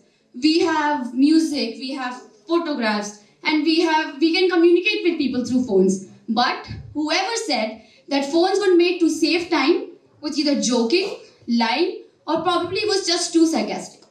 Now as students, we all can relate that our phones have played a major role in distracting. And hardly any of you can stand out and say, no, my phone has never distracted me. How many of you can actually say that your phone has never distracted you while studying? Liar. So, as a student, I would like to share my experience as to how my phone has played a very vital role in distracting me when I was studying. Well, to be very honest, I like my phone more than I like a lot of people, which is why I spend most of my time with my mobile phone. Now, although my phone has been quite helpful for me. For example, when I'm reading a novel and I don't know the meaning of a particular word, I take my phone and I Google the meaning, and that's there. The meaning is there, so I understand the sentence. But that is where the problem begins. When I pick up my phone, I'm not able to keep it back, and I keep the novel back and start playing with my phone. Now, school life was less complicated than college, and I think most of us will agree to it. We had our parents to pull us around. So this was a thing with me. Whenever I used to study, I used to keep my phone away from me, because whenever I saw my phone while I was studying, it felt like it was calling me. Please see me for at least 1 minute. It's like 1 hour and you haven't held me and you haven't scrolled me. So I'm like, okay, a break of 5 minutes wouldn't do anything. So I would keep my books aside, take my phone and look at memes and talk to people. And then after 3 hours, it used to hit me that the phone wasn't a break. The studying was a break from the phone. And, I have this theorem that whenever I am offline, everything interesting happens. Like when I'm online, nobody messages me, bad memes are just going around, and everybody's advertising, just follow this page, otherwise you'll see the spider on your bed. But when I'm offline, there are people fighting on the WhatsApp group. Somebody has posted a controversial picture on their Instagram. That would be a good gossip topic. So I'm just not able to keep my phone away from me when I'm studying. So I resorted to the last option. Actually, my mother did. She confiscated my phone. And there are 3 types of people during exams. Number 1, whose phones are confiscated by their parents. Number 2, who give their phone to their parents on their own. Number 3, people who uninstall all the apps and put statuses like off from WhatsApp and Instagram, call if necessary. And then we have ultra legends who study with the apps on. And these type of people can never be good friends, just remember. They're going to score good and you'll fail with your phones. Now, irrespective of that, my mom confiscated my phones, just thinking that maybe she'll study now. But what my mom realized is that without my phone, I didn't study at all. Because all day I was dreaming about my phone and all the WhatsApp fights that would have been happening when I was not online. So my mother finally gave up and gave my phone back to me, just wishing that one day she'll be able to burn my phone. And I think that is the fantasy of almost every parents, that I shall burn your phone or throw it out from the balcony. But now we came to college and things have become really complicated. We get our notes on phone. So when I study notes from my phone, I'm like, okay, studying the notes, and after some good 30 minutes, which I'm obviously exaggerating, I end up stalking my friend's brother's cousin's dog on Instagram, and I don't even know how. And now, as if WhatsApp and Instagram wasn't enough, PUBG Mobile came. And PUBG was like a cherry on top for me. So the time I actually was free from WhatsApp and Instagram, I play PUBG. And the latest thing I have learned is just to kill somebody with a headshot from Car 98. That is the latest thing I've learned. So, towards the end, I'll just show you my double standards and tell you that phone is a really nice invention. And if you use it wisely, it will really help you in learning, but we don't. So finally, I'd like to pray from God that we all get successful in leaving our phones and actually studying. Amen, and thank you. Thank you. Contestant number 28. So, 12. Do we have 12? All right. Let us welcome contestant number 12 with a huge round of applause.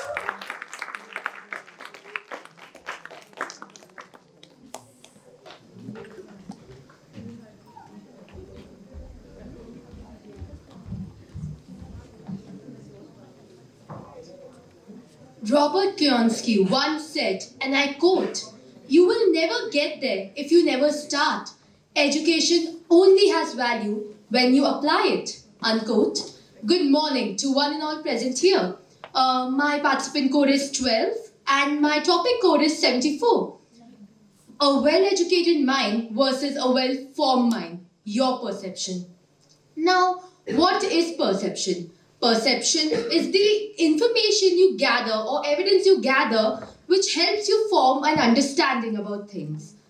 Now, a well-formed mind will use all the information or knowledge from the environment but will combine experience with it and will use it effectively. Now, a well-educated mind will use knowledge that it has acquired, but it may or may not combine experience with it. Now, a well-educated mind will use the knowledge gained, but this knowledge may or may not be exhaustive because what you see is not always true. So, you can say that over here, half knowledge is dangerous. This situation can arrive. So, coming back to the question, what is perception actually? Perception is the understanding you gain from the environment through knowledge, through hearsay, and also through experience. So, this helps derive our mind. Now, it is very difficult to keep the mind in a state where you are able to break the thin line between perception and reality, because then you're just stuck in your own world. Now, taking an example over here, we are normally happy, but as soon as there is an alarming situation or some problem, we end up blaming others. That is our defense mechanism. And we always think that the grass is so green on the other side. Now, our mind just loves to go with that theory that the grass is definitely green on the other side. But a well-educated man might first analyze the situation. A well-educated man might think that, okay, the grass is green on the other side, but what is the situation on mine? Why is mine not that green? A well-formed mind would think that, yes, today I'm standing on a path which is less green, but as time passes tomorrow, I will still be standing on this path, but this time it will be more greener. Because a successful man is not successful because that man has achieved a lot in life. But that successful man is happy because he has learned through his experiences that happiness is just a state of mind. It is not something you can continuously dwell upon. A well-educated man, it's not necessary that man is always happy.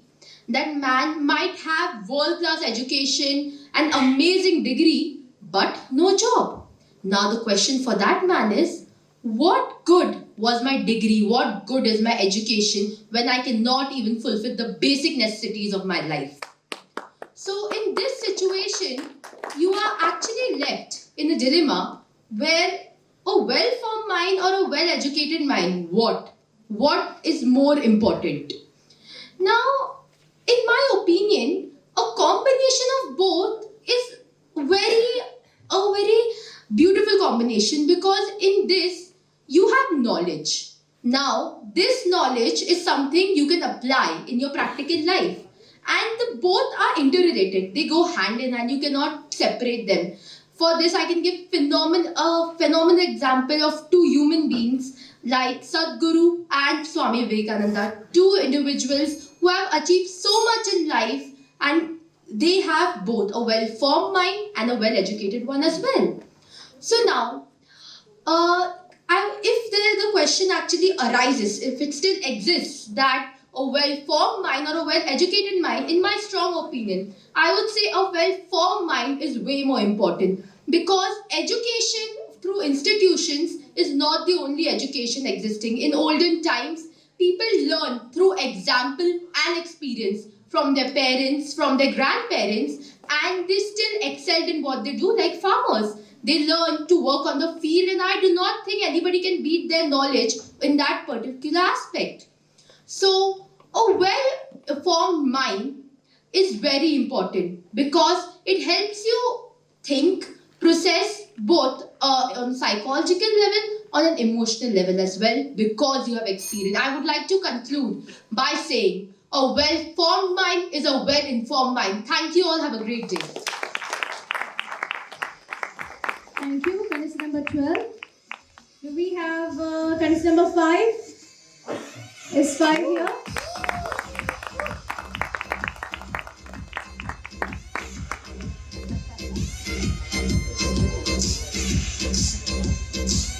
Do we have some more claps? Claps always boost and encourage the contestants. Claps में कंजूसी नहीं होनी चाहिए. Good morning. My contestant code is 5 and my topic code is 39.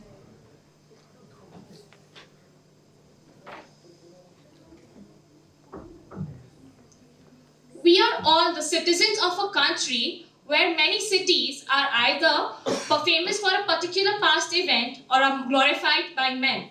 But there is a city that is made famous by a woman and not a man. Poetess Subhadra Kumari Chauhan wrote a poem about her. सिंहासन ही लुठे राजवंशों ने ब्रुकटी तानी थी, चमक उठी सन 57 में वह तलवार पुरानी थी, बूंदेले हर बोलो के मुंह हमने सुनी कहानी थी, खूब लड़ी मर्दानी वो तो झांसी वाली रानी थी, खूब लड़ी मर्दानी वो तो झांसी वाली रानी थी. In a male-dominated society, she fought for a people and created history. But history, broken down, is his story. So, despite being a woman, her courage and bravery is compared to that of a man. Why is it that the ability of a woman is compared to the ability of a man? Why are men born free or women are not given birth to or restricted when given birth to? This conflict is still present in our lives as they were when Adam fell for Eve. In all these decades, what made the change is the society. Simone de Beauvoir rightly said, one is not born a woman, but becomes one. One is not born anything. We all are the result of our own choices. We not only create values, but we create ourselves. We create societal barriers for the girls. From a very tender age, we ask her to idolize her mother doing household chores. We tell her that she should always remain polite. We tell her that she isn't meant to play certain sports. We ask her to follow these rules because we make them. And even when necessary, we don't break them because we have idolized a societal woman. But these idealized women stand in strong contradiction to that margin of women that escaped these social norms and crafted a path of themselves. A girl so determined to go to school believed that right to education was her only fundamental being. She not only stood for herself, but for all those girls who deserved to be educated. And today, Malala Yousafzai has brought about that change she believed in back then. Thank you, for I see girls in this room because the ones that reached out for us were only a few. Savitribai Phule was humiliated beyond limits but never lost a vision to educate girls. We have many such women who turned tables around and created a mark in the society. Indira Gandhi, Geeta Phogat, Mary Kom, Bachendri Pal, Kalpana Chawla. All these are renowned not because they created history, but because each one of them glorified her story. We didn't allow, or we still today don't allow girls to pursue life by their beliefs because we forget that a woman is a full circle and within her lies the power to create, to nurture and to transform not just herself but the world. Thank you. Thank you. Thank you, contestant number 5. Do we have 83? Number 83? Number 20? Do we have number 20? Do we have 55? 20? Okay. The stage is here.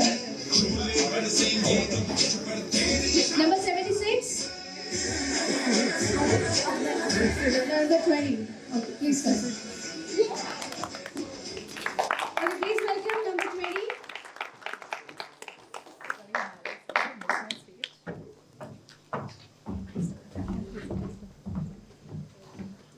Morning, everyone. My contestant code number is 20 and my topic number is 52. That is my story. Now, before I begin, I'd like to present a disclaimer. Through my experiences, I've known that the standard protocol amongst many of the students of this campus is to evade and escape on seeing a man at cadet. But you all guys need to relax. You all need to CHILL. Chill. We don't bite. End of disclaimer. Now, even though the topic that I've chosen is my story, I'd like to acknowledge the person without whom I would have never gotten the chance to tell my story to anyone or everyone. And that person is my mother.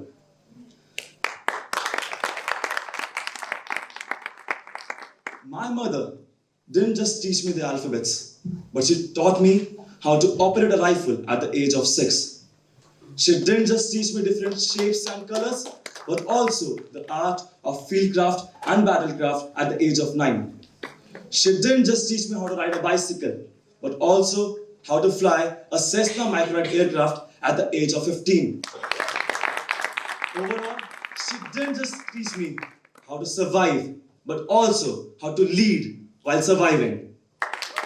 She's the reason that the person that I am today and the person I'll be in my life. I owe everything that I'll ever achieve and I've ever achieved in my life to her. She, and not I, is the hero of my story. I love you, Mommy. And yes, I prefer using the word mummy instead of the word mom, because the word mummy has that feeling of affection and love that you can't simply get out of the word mom. Plain and simple. I'd like to conclude by saying the quote which I tend to live by as the senior cadet captain. Never give in to nothing, great or small, large or petty. Never give in except to convictions of honor and good sense. And always remember, to command is to serve, nothing more and nothing else. Thank you. Thank you. Thank you, contestant number 20. Do we have 41? Do we have 41? 64? 94? Please welcome 94.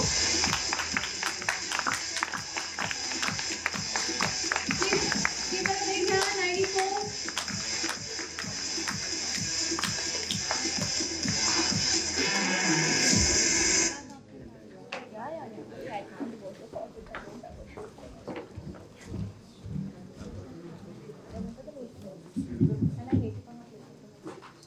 Hello and a very good afternoon to all of you.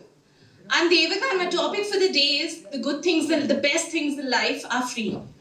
Okay, so what if I told you that right now you're the wealthiest person in the world? That all the money and the wealth in the world has been transferred to your bank account at the moment.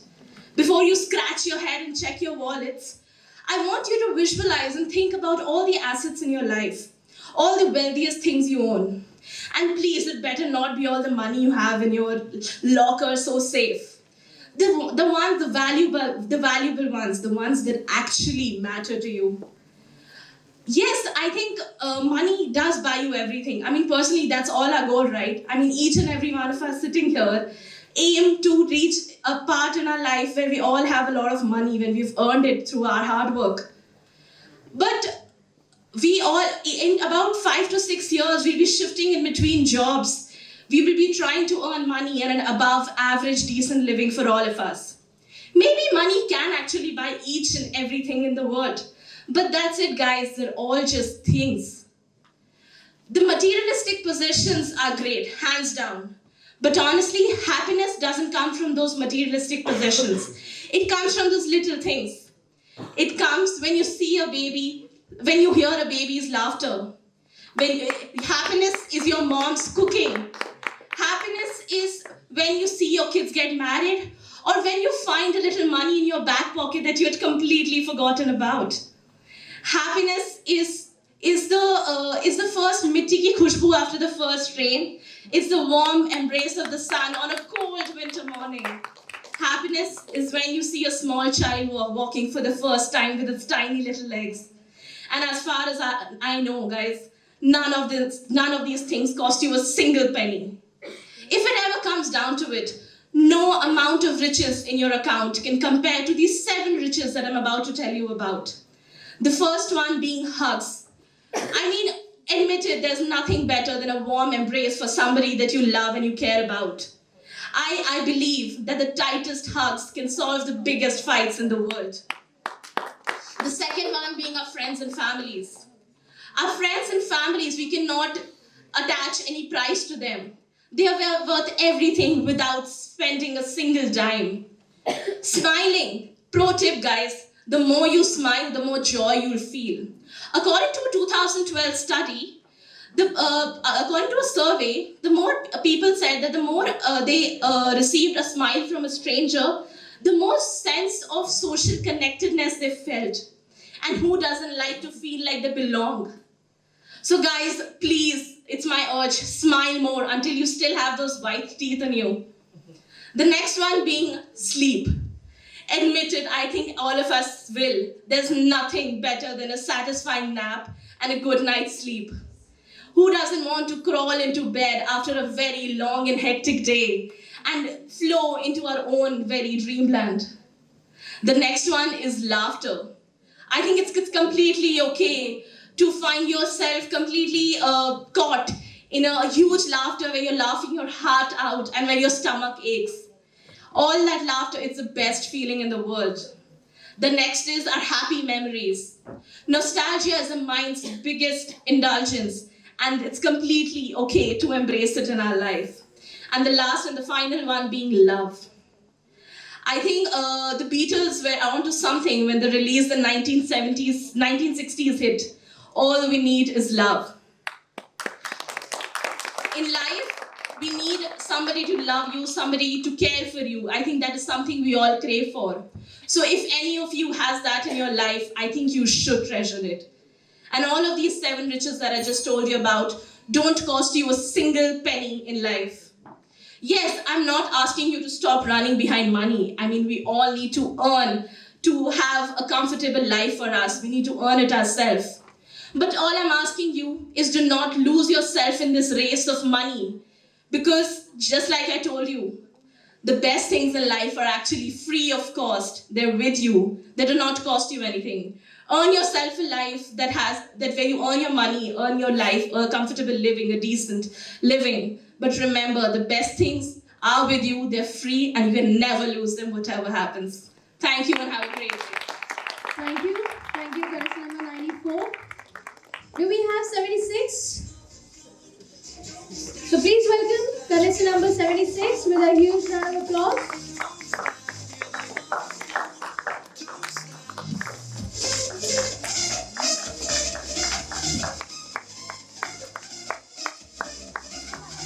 Clap, please.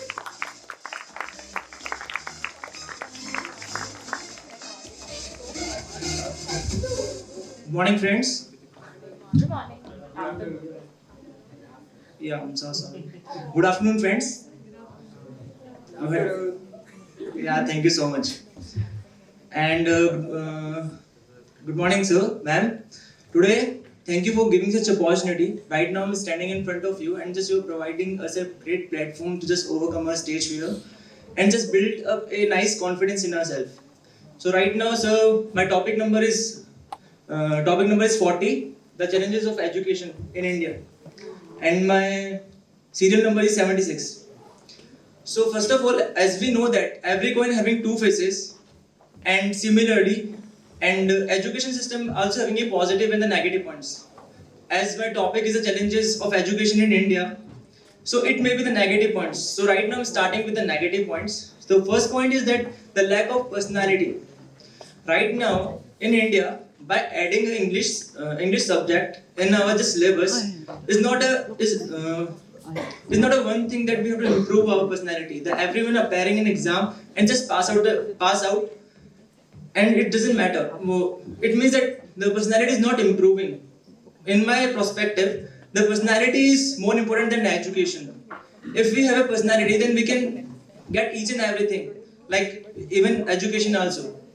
Another thing is that the medium of teaching. Right now, just in India, every parents want that they have to, at their child is get admission in the English medium school, and there's a big achievement for parents. But right now, they don't think that children is able to understand what that in school what the teachers taught and is able to understand. So this is a great disadvantage in our education system. And last point is that I want to say that nationalism. When we are just small, the nationalism taught in ourselves that just our country is best country in the world and all. But on the other hand, we should also think about the other countries, like there's Germany, Russia, Australia, USA. They have great qualities, and we should learn from them. And for example, right now, everyone amongst us, if I say Pakistan, there's a particular word. If I say Pakistan, then the first thing in our mind is that the Pakistan, they belong to the terrorist country. So this is a thing that just in our mind that we have to change our thinking right now. And as we know that these are the points all of us know, but right now just we have to just think out of the box. And the thing is that like right now what the parents expect from us, that we have to get good grades, good job, good money, that's all. But right now, for example, whatever, right now everyone having its parents, they have to work 9 to 5, they work hard, they work like a hell, okay? So is they become millionaire? I don't think so. So what is the reason behind that they don't become millionaire? The reason is that financial intelligence. They don't have any financial intelligence. So from where we get the financial intelligence? The financial intelligence we get, one of the mediums is the education. Right now there's a lot of entrepreneurs like the Mark Zuckerberg, Steve Jobs, JP Morgan, and John D. Rockefeller, and one of my favorite is the Elon Musk. They all know what is the financial intelligence. So we should know what is financial intelligence. And last thing I want to say that we know that there's a place in Kota. There's a lot of education hubs are there, like IIT institutes, and the medical colleges are there. So what happened over there? There's a lot of competition over there. So I don't say that the competition is bad. The competition is good. But just we have to think in a different way that the competition we have to do with ourselves. Right now, yesterday or day before yesterday, I saw one video. There was an actor. His name was the Matthew McConaughey. Recently got an Oscar award. At the last of the speech, he was saying that when he was 15 years old, then one person came and said that who is your hero? He said that I don't know. I want couple of weeks, couple of months, and after 1 month, that person came and said that who is your hero? He said that my hero is me after 10 years. And after 10 years, he became 25, and he said that person come again at the age of 25, and he said now you have to become hero. And the reply is that not even closer. So, and after that he was saying that at each and every moment, every day, every month, I will try that, I want to just defeat and just chase that hero, but I can't. So from that, we should learn that we should compete, we have to just competition with ourselves only. Thank you and have a nice day. Thank you. Thank you, contestant number 76. Do we have 65? 65. Our next contestant is number 65. Please give her a huge round of applause.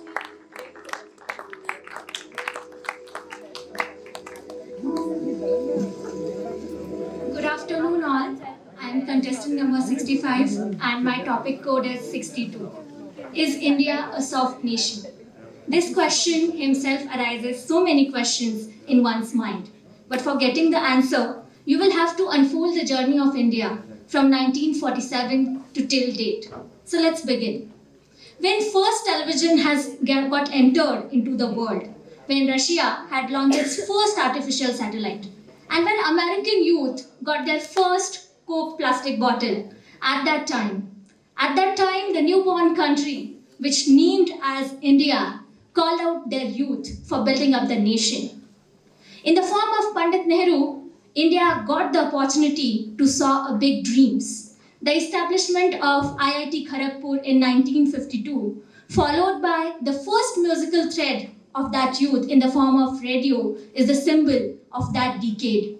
The decade of 1947 to 1960 is the decade of dreams. छोड़ो कल की बातें, कल की बात पुरानी, नए दौर में लिखेंगे हम मिलकर नई कहानी, is not just the line of the musical song, is the blood of that youth in that decade. From 1961 to 1970 is the decade of realization. India first time realized that every person had its own opinion, had its own life, had its own perspective. Even female had a fundamental right, and feminism is first time introduced in that era. From 1971 to 1980 is the decade of youth, when Western youth got their first Walkman into their ear, when at the place of Los Altos in America, the Apple had just introduced. At that time, India faced so many difficulties, the two unexpected world wars and everything, but the youth come up with an extra solution. The decade of 1981 to 1990 is the decade of telecommunication. As we know that Rajiv Gandhi government had decreased the age of voting from 21 years to 18 years. At that time, the youth voters in India had automatically grown up. We had launched a telecommunication and a computer sector by Sam Pitroda and Rajiv Gandhi government and many of his technocrat friends. From 1999 to 2000 is the decade of globalization in India. First time what is privatization, what is liberalization has introduced in India. As we know, the 1998 Pokhran test is the belief of that. Atal Bihari Vajpayee had become the face, and we believe in ourselves.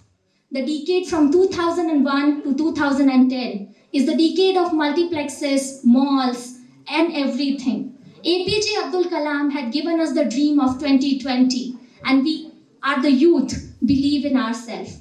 From the decade of 2011 to till date is the decade of WhatsApp, internet access, and so on. As we know, as we are an Indian, we believe in kindness, we believe in forgiveness.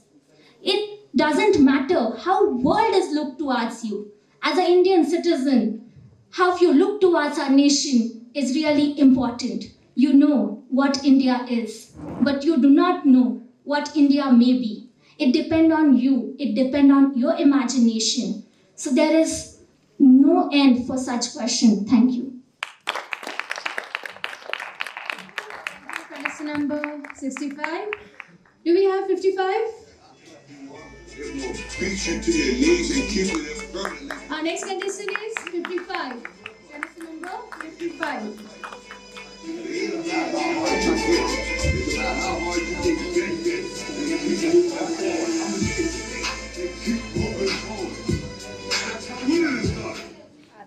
पाक नाम दे धरती को अपनी तुमने इस्लाम बदनाम किया पनपा आतंकवाद फिर वहां लोकतंत्र बर्बाद किया जिहाद नाम दे खूनी हवस को अपनी तुमने मानवता का संहार किया झूठी जन्नत की चाह में तुमने हर हद को पार किया हर हद को पार किया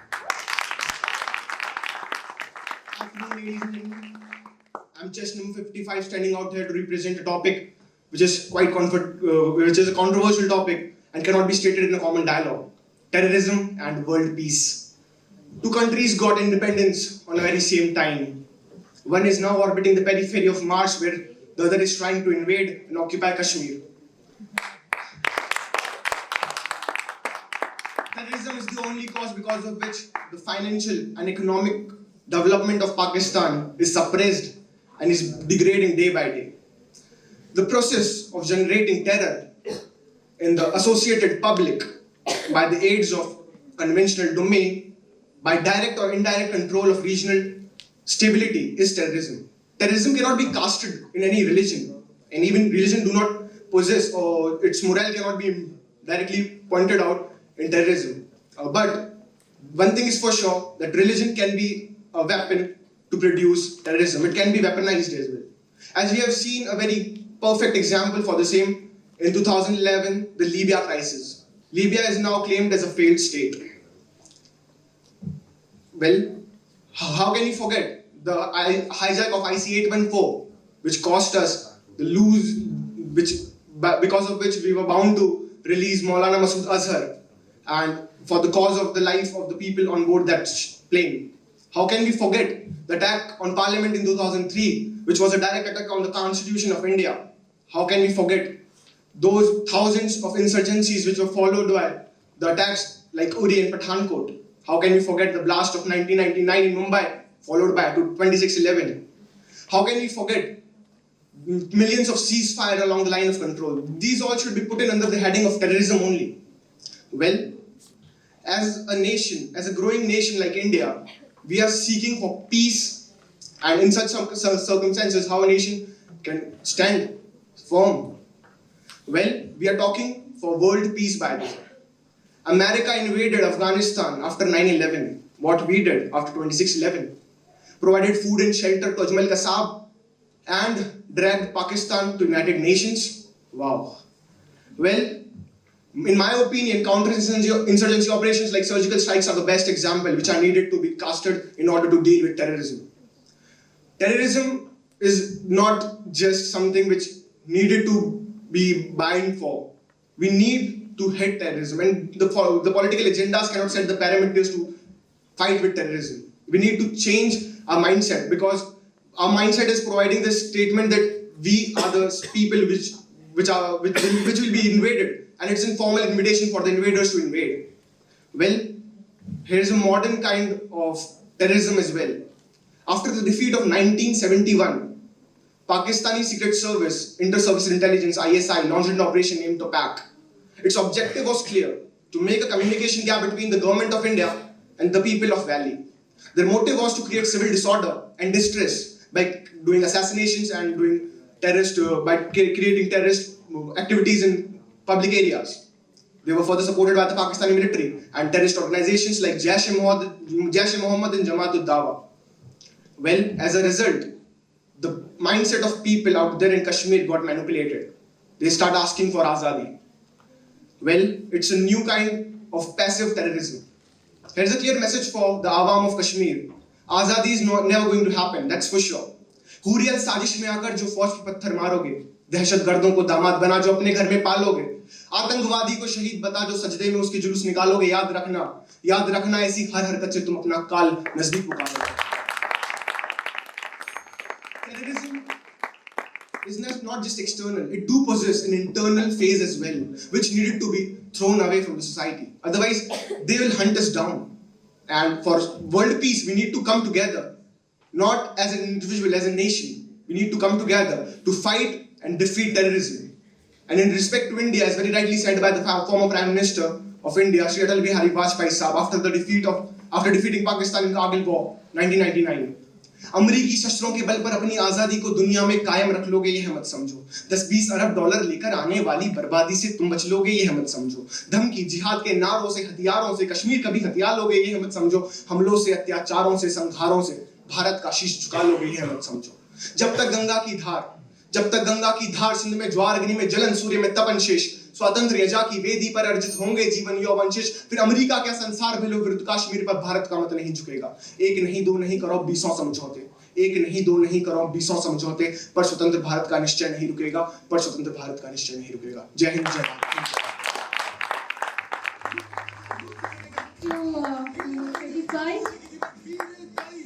We have number 43.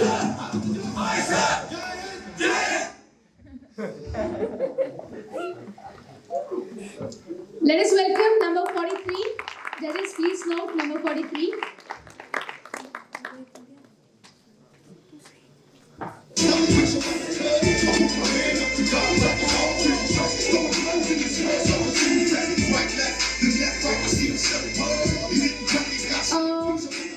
Where is the attendance sheet?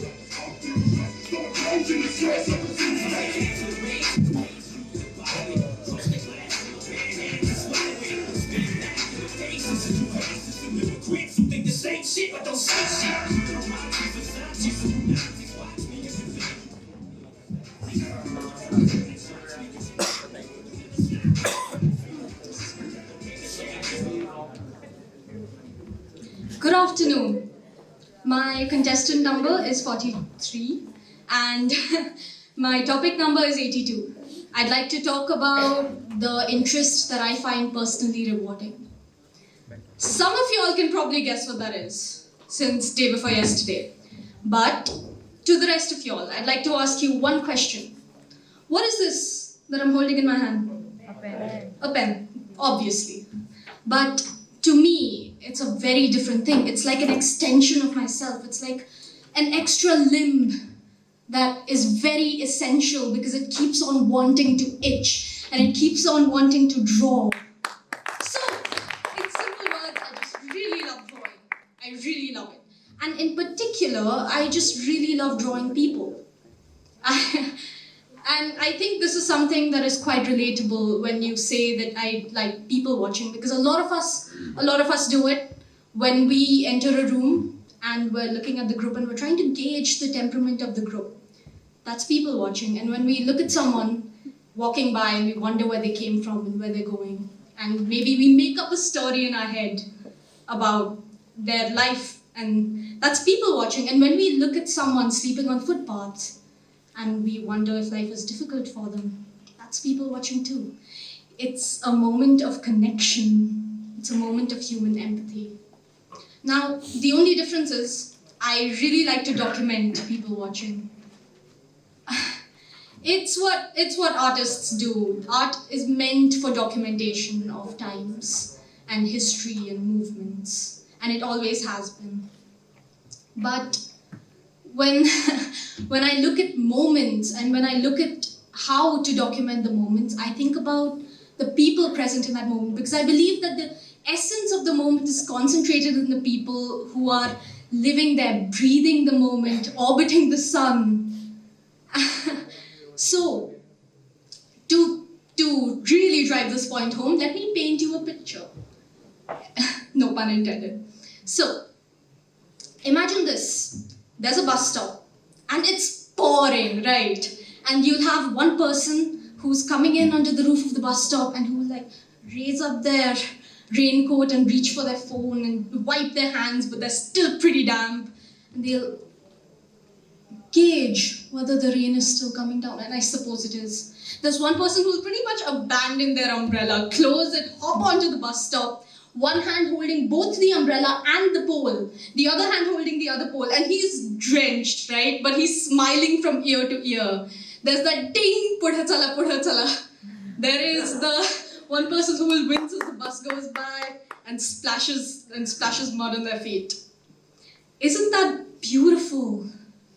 Isn't that moment of connection that you feel within that moment? And I didn't have to describe anything else, and I don't have to draw anything else but the people to be able to communicate. Now, I like to think that the human intelligence collectively is due to us communicating our experiences with each other and forming this giant network. And I like to think of myself as a little communication device. So, generally in communication devices, you have a sender with a message, an input, a medium or a channel in which noise can be added every now and then, an output, and a receiver. I like to think that when I look at something and when I receive it, it is the message and it is the input. And then it goes all up in here, and I like to think that the noise is the artistic temperament and freedom, or maybe just my lack of skill, because who can look at something and just draw it directly? Very few people, obviously. And I like to think that my output is the message that I'm sending to the world. So, what's really rewarding about this, aside from the fact that yesterday I got offered a job, is what's really rewarding about this whole thing is that I am a little communication device with a very weird limb that's just trying to make a change in the world and to improve humanity by communicating. That's all. Thank you. Thank you. Thank you, contestant number 43.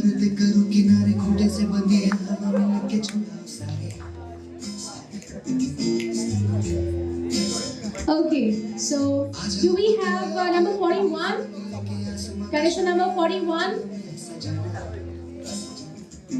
Contestant number 83? Contestant number 22? Contestant number 22? Next contestant, judges please note, it's number 22. तेरे लिए खुद को जरा पहचान तू तू धूप है छम से दिखा तू है नदी We have music therapy as well. पहचान कहीं Round of applause for contestant number 22. Good afternoon, guys. My topic code is 52, and I'm contestant number 22. So here I am. I'm going to speak about my story. So my story is not one big interesting story, but it is a compilation of little interesting story, and I will be sharing one of them. So after my 12th boards, I met with an accident, and it was right 6 days before NEET examination, and my right forearm was fractured really severely, and that's when it hit me. Well, obviously it hit me, but it hit me here. That what was I waiting for? Oh my God, was I really depending on NEET examination? You know, I had this coaching for 2 years, 11 and 12, and I completely bunked it. And I just used to, I explored my city really well. And I really am happy for that because I made really nice friends. But I bunked it.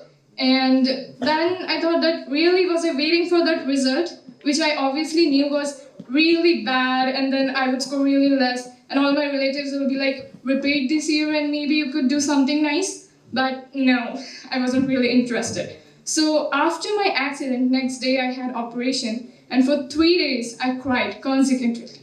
Because I thought that, oh my God, now what? Everyone is going to different colleges, they know what they are going to do, but what about me? I don't know what to do. But then I explored and I found out that my real interest lied in psychology.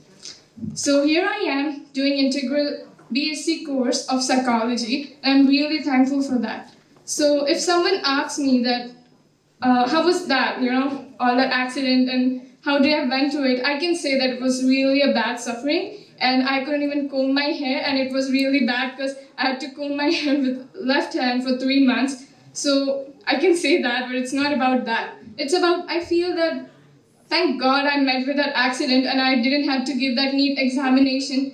That even my doctor said that maybe you can try something doing with left hand. It's just OMR seat. So you can just do that and maybe you can pass. Even that doctor wanted me to be a doctor. But I don't want to be. So here I am. And there are various different stories. Everyone has different stories. Someone is forced to do something. Someone comes there just by themselves. So here I am, and I think that all this credit that I'm standing here goes to that accident. I'm really thankful that my hand was broke, that your right hand was broke. And it was not easy because I cried, and all my relatives were saying that still you can do, don't go to psychology, who goes to it, it is a field, but nobody knows about it. Why would you go there? But now I think that, I have my friends sitting there, they're supporting me, and they said, yes, you can do it. And I have this field, I have this amazing college, and I'm really thankful for that.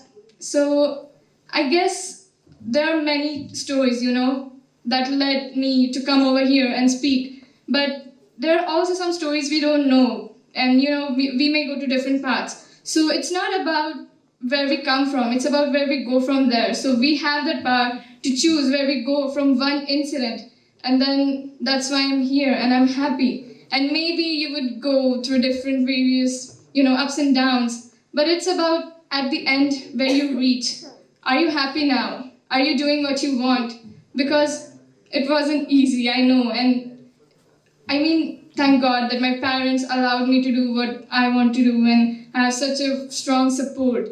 But I'm still struggling, sometimes I see that maybe I'm still not on the right path. But I am on a path and I can still do things. and no one has tied me somewhere that you have to do this and you're forced to do this. So I'm still doing it, and I think I'll do it right. And it's not that interesting. It's not like my life has been really plain or something like that. It has been interesting, but not that, because I've heard many stories over here and they were really great. Mine is not that great, but I'm really grateful for it, and that's what matters. So I think you're going to a right path, or you may go to a right path, and at the end you might be happy. So just focus on what's going on and not that went, and what that you went through was not that good. Maybe it wasn't, but maybe it will be. So just keep that hope in you, and maybe one day you'll be there standing on the top of the mountain looking at that beautiful scenery. And there might be some ups and downs, but you will be there. So yeah, thank you. Thank you. Minister number 22. Do we have 75? Number 75?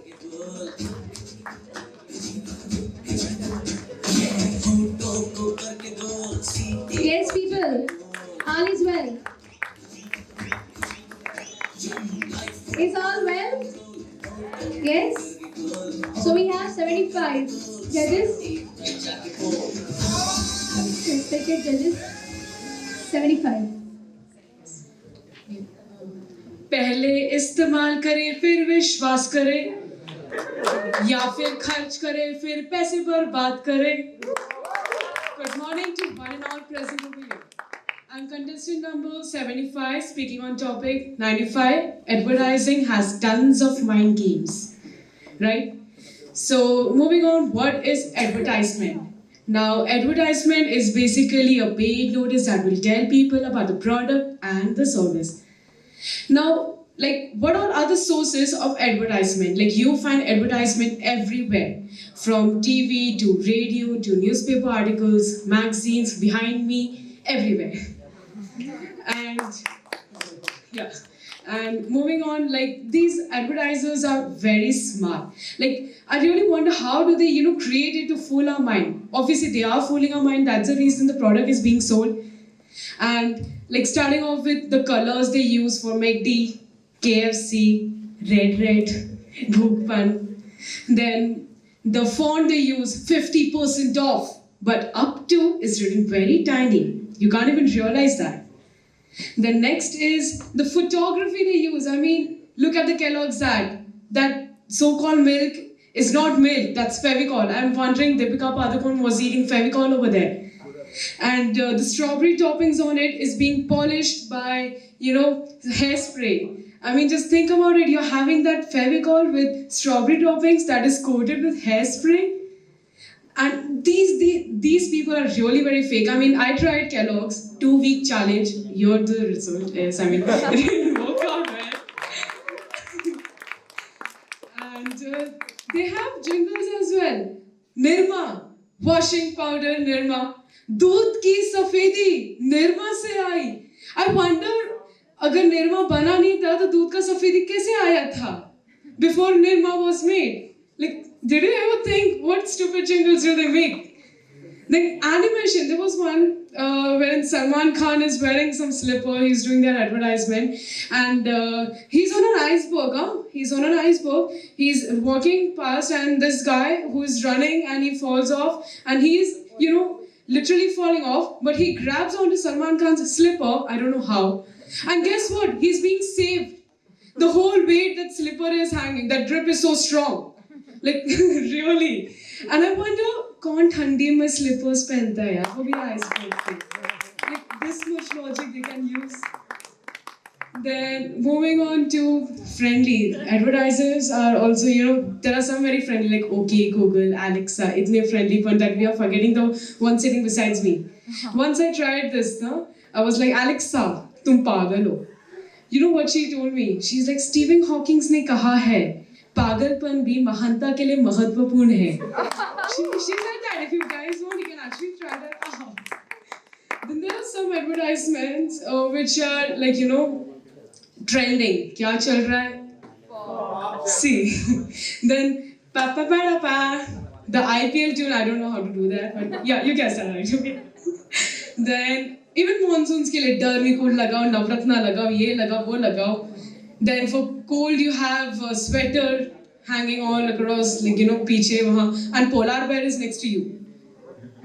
How? Like, you have dares, huh? You have the capacity, I swear to God. Then there are some advertisements which are, you know, praising themselves a lot. Like, kiski mangi 2 minute mein banti hai, haath uthao. I want to meet that person. Can you please meet me outside? Like, 2 minute mein kiski banti hai? Like, these people are very smart. They tell you that itne span mein ho jayega, chotu se span mein ho jayega. But when you're trying to do that, it's like taking you around 5 minutes, 10 minutes, or years. Like Kellogg's, for example, it's taking me years. I'm still trying that out, whether that product will work out or not. The reason they do this is basically to, you know, increase their sales. But my only suggestion is do that. But, you know, up to a certain logic, man. Like, we are not that foolish. And in conclusion, I would like to say that appearance are deceptive, and so are the advertisements. Thank you. Thank you. Thank you, guys. Number 75. Now this is. में तकलीफ है क्या आपकी toothpaste में नमक है